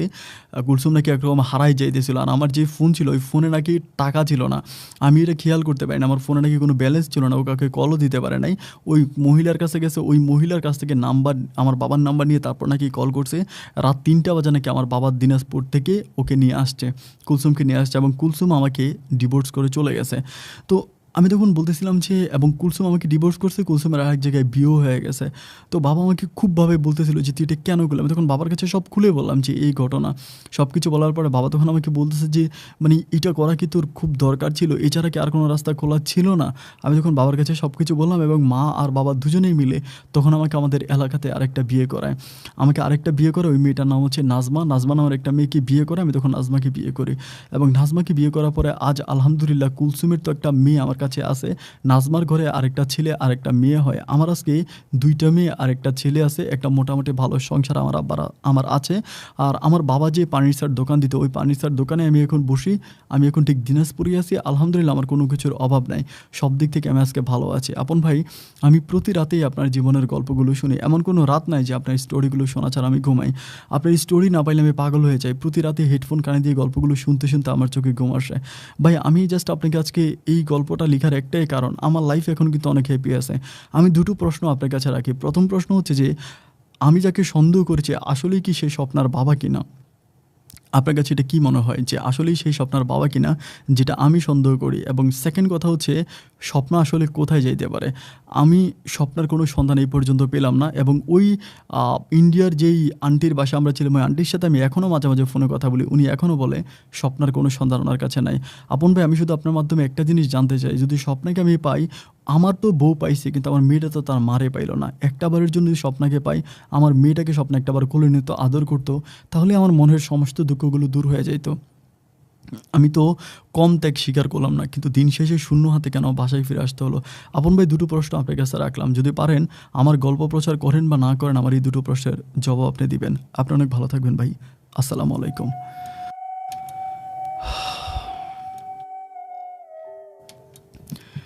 প্রিয় বন্ধুগণ, সবাইকে অনেক বেশি ধন্যবাদ এতক্ষণ পর্যন্ত দিনাজপুরের ছেলে আজাদের জীবনের গল্পটা শেষ পর্যন্ত আমার মুখ থেকে শোনার জন্য। দেখেন, গল্প যখন শুরু করে আমি তখনই বলেছিলাম এটা সোজা সাপটা গল্পটা আপনার হৃদয়ে গিয়ে আঘাত করবে। আমি জানি না আপনারা কতটুকু আঘাত পেয়েছেন আজাদের জীবনের গল্পটা শুনে, কিন্তু এই গল্পের মাঝে আমি অনেক কিছু বলি নাই, মানে অনেক কথাবার্তা ছিল, ইন্ডিয়াতে অনেক কাহিনী ছিল, সমস্ত কিছু স্কিপ করেছি। শুধুমাত্র মূল যেই ঘটনাটা ছিল ওই ঘটনাটাই আমি আমার মতো করে সাজিয়ে আপনাদেরকে শুনিয়েছি। মানে বাড়তি কথাগুলো বলতে গেলে হয়তো 3 ঘন্টা আমি স্টোরি শেষ করতে পারতাম না। এবং আমি জানি যে আপনারা অনেকে বোর হয়ে যান, গল্প বলেন যে আপন ভাই শর্ট করেন, একটু শর্ট করলে আমাদের জন্য ভালো হয়। দেখেন, আসলে আমিও চেষ্টা করি যে একটা গল্প আসলে একটু শর্ট করার জন্য, কিন্তু একটা মানুষের বাস্তব জীবন সে এবং যদি আমি তার গল্পটা তার মতো করে না বলি, তাহলে সে গল্পটা শুনলে সে নিজে আমাকে বলবে যে আরে আমি বললাম কি, আপন ভাই আমাকে শোনাইলো কি। তো এই জন্য তার পুরোটা গল্প যদি বলতে যাই, আমি কিন্তু গল্পটা যতটুকু অনেক কাটাছিড়া করার পরেও কিন্তু গল্পটা আসলে 1 ঘন্টা হয়ে যায়, এটা নিচে নামাইতে পারি না। এজন্য যারা গল্প শোনেন তারা একটু ধৈর্য ধারণ করে গল্পটা শুনবেন, এটা আপনাদের কাছে আমার রিকোয়েস্ট। এবং প্রতিটা গল্পের মাধ্যমে আপনি নতুন নতুন জীবনের নতুন নতুন বাস্তবতা শিখতে পারবেন। প্রতিটা মানুষের সাথে, এই যে একটা মানুষের সাথে এতগুলো বৎসরে তার লাইফের, আজকে সে 27 ইয়ারে আছে, 27 বৎসরে তার জীবনে কী কী ঘটলো সেটাই কিন্তু আপনারা 1 ঘন্টার মাধ্যমে জানতে পারলেন। এবং তার গল্প থেকে যেটা শিখেছেন সেটা যদি আপনি কাজে লাগান, সেটা যদি আপনার জীবনে কখনো ওইরকম ওরকম সময় চলে আসে, আপনি যদি সেটাকে কাজে লাগান। যেমন আজাদ তার জীবনে সবচেয়ে বড় ভুল করেছে, তার বউয়ের কথা শুনে ওখানে গিয়েছে, সবই ঠিক আছে, কিন্তু আজাদের ওখানে একটা চাকরি খুঁজে নেওয়া দরকার ছিল। ওর দরকার ছিল যে আমি একটা চাকরি খুঁজে নেই, কারণ ওর বউ, একটা জিনিস চিন্তা করবেন যে মানুষ মাঝে মাঝে বলে যে, আমার গ্রামের ভাষায় বলে যে গরু যদি ঘাস খায় দেয়া হুঙে, মানে এটা হচ্ছে গ্রামের ভাষায়, শুদ্ধ বাংলায় বলে যে মানে গরু যদি ঘাস খায়, মানে দেয়া যেটাকে বলে, গরুর বাছুর কিন্তু ওই ঘাসের নিঃশ্বাস হলো নেয়। এখন তার মা যেই পথে গেছে, তার বংশটা যেই পথ থেকে আসছে এবং সেই জায়গায় সে আবার চলে গেল, সুতরাং তার তো মুভমেন্ট চেঞ্জ হবেই। প্রথম প্রশ্ন হচ্ছে আজাদের যে স্বপ্নার বাবা আসলে কে ছিল। আজাদ তাকে যাকে সন্দেহ করতেছে, স্বপ্নার বাবা আমাকে আসলে তাকে মনে হচ্ছে, আজাদ সন্দেহ করে যে তার যে বাবা ছিল জন্মদাতা পিতা, তিনি হয়তো স্বপ্নার বাবা হতে পারে। কারণ ওই আন্টির ভাষ্যমতে ওই আন্টি নাকি 2 বার দেখেছিল, যে যেরকম চেহারার কথা বলে সেরকম চেহারা যদি হয়ে যায় তাহলে আজাদের বাবাই স্বপ্নার বাবা। আমি আসলে আজাদ এই কথাটা বলতে চাই না, ও আসলে এই কথাটা স্কিপ করেছে, এখানে নাম, ঠিকানা, লোকেশন অনেক কিছু হাইড করা আছে, সো কোনো প্রবলেম নাই। কিন্তু ও আমাকে এটাই বোঝালো যে হয়তো, আমি জানি না যে আসলেই কি মানে আজাদের বাবাই স্বপ্নার বাবা কিনা, যদি হয়েই থাকে তাহলে আমার কাছে মনে হয় এই ব্যাপারটা স্বপ্নও জানতো। কারণ গল্পের একটা পর্যায়ে কিন্তু স্বপ্না আজাদকে বলেছিল যে তোমার পরিবারে আমাকে নিলে তুমি আমাকে কখনো বিয়ে করতে পারবা না। এটার আসলেই মূল কারণটা কী ছিল। এবং ওই মহিলা যে আবার মানুষের মতো মানুষের চেহারা হতেও পারে, but I am not sure, আমার কাছে 50% মনে হচ্ছে যে আজাদের বাবাই স্বপ্নার বাবা। তারপরেও আপনারা যারা গল্প শুনেছেন আপনারা নিজেদের মতো করে একটা মতামত লিখবেন। আর স্বপ্না এখন কোথায় গেল? মূল কথা, স্বপ্না এখনও আছে এবং আমি যেটা নিশ্চিত করে বলতে পারি, স্বপ্নাকে ওই মহিলাই রেখে দিয়েছে। ওই মহিলা, এদের আসলে অনেক পাওয়ার আছে, বুঝছেন? যারা আমি আসলে কি বলবো, যে বেদের মেয়ে যারা বলে, যারা প্যারানর্মাল বিষয়গুলো নিয়ে কাজ করে, ওদের কিন্তু অনেক ক্ষমতা। ওদের কাছে এমনও জিনিস আছে যেটা যদি আপনার শরীরে স্পর্শ করাই দেয়, আপনি নিজের মাঝে নিজেকে হারাই ফেলবেন। যেমন ধরেন, আপনাকে যখন জিন বা ভূত আপনাকে শোয়ার হয়, তখন কিন্তু আপনি নিজের নামটাও ভুলে যান। ওই জিন যা বলে আপনি তাই করেন। তেমনই ওদের উপরে কিছু জিনিস শোয়ার করে দেয়, শোয়ার করে দিলে মানুষ যেটা করে সেটাই, মানে ও মানুষ করতেই পারে। স্বপ্ন আমার কাছে মনে হয় যে ওই মহিলার কাছে আছে এবং এখনও আছে। কিন্তু দুঃখ খালি এই জায়গায়, যদি বেঁচেই থাকবে এই পর্যন্ত, নিজের একটা মেয়ে হলো, অথচ মেয়েটার একটা খোঁজ খবর নেওয়ার জন্য আসলো না। স্বপ্নের মেয়ের নাম ছিল শান্তা, শান্তার কোনো খোঁজখবর নেওয়ার জন্য আসলো না। শান্তা মা হয়ে মেয়ের কোনো খোঁজখবর নিল না। আদৌ আমি জানি না যে আসলে সে বেঁচে আছে কি না, তবে মনে হয় বেঁচে থাকলে অবশ্যই মেয়ের খোঁজখবর নিতে আসতো। আই এম নট শিওর, আমি কনফিউজড। বন্ধুরা, আজকের মতো আমি এখানেই বিদায় নিচ্ছি। গল্প সম্বন্ধে অনেক প্রশ্ন আমার মনে, কিন্তু এই প্রশ্ন সঠিক উত্তর আমার কাছেও নাই। যাই হোক, আপনারা নিজেদের মতো করে কিছু মতামত লিখবেন যারা গল্প শুনেছেন, এতে আজাদ ভাই কিছুটা হলেও উপকৃত হবে। বন্ধুরা সবাই ভালো থাকবেন, সুস্থ থাকবেন, এই শুভকামনায় আজকের মতো এখানেই বিদায়। আপনাদের সাথে আমার দেখা হবে অন্যদিন অন্য কারো বাস্তব জীবনের গল্প নিয়ে। সে পর্যন্ত সবাই ভালো থাকবেন। আর হ্যাঁ, অলমোস্ট আবার বলি, সুস্থ থাকবেন। আল্লাহ হাফেজ।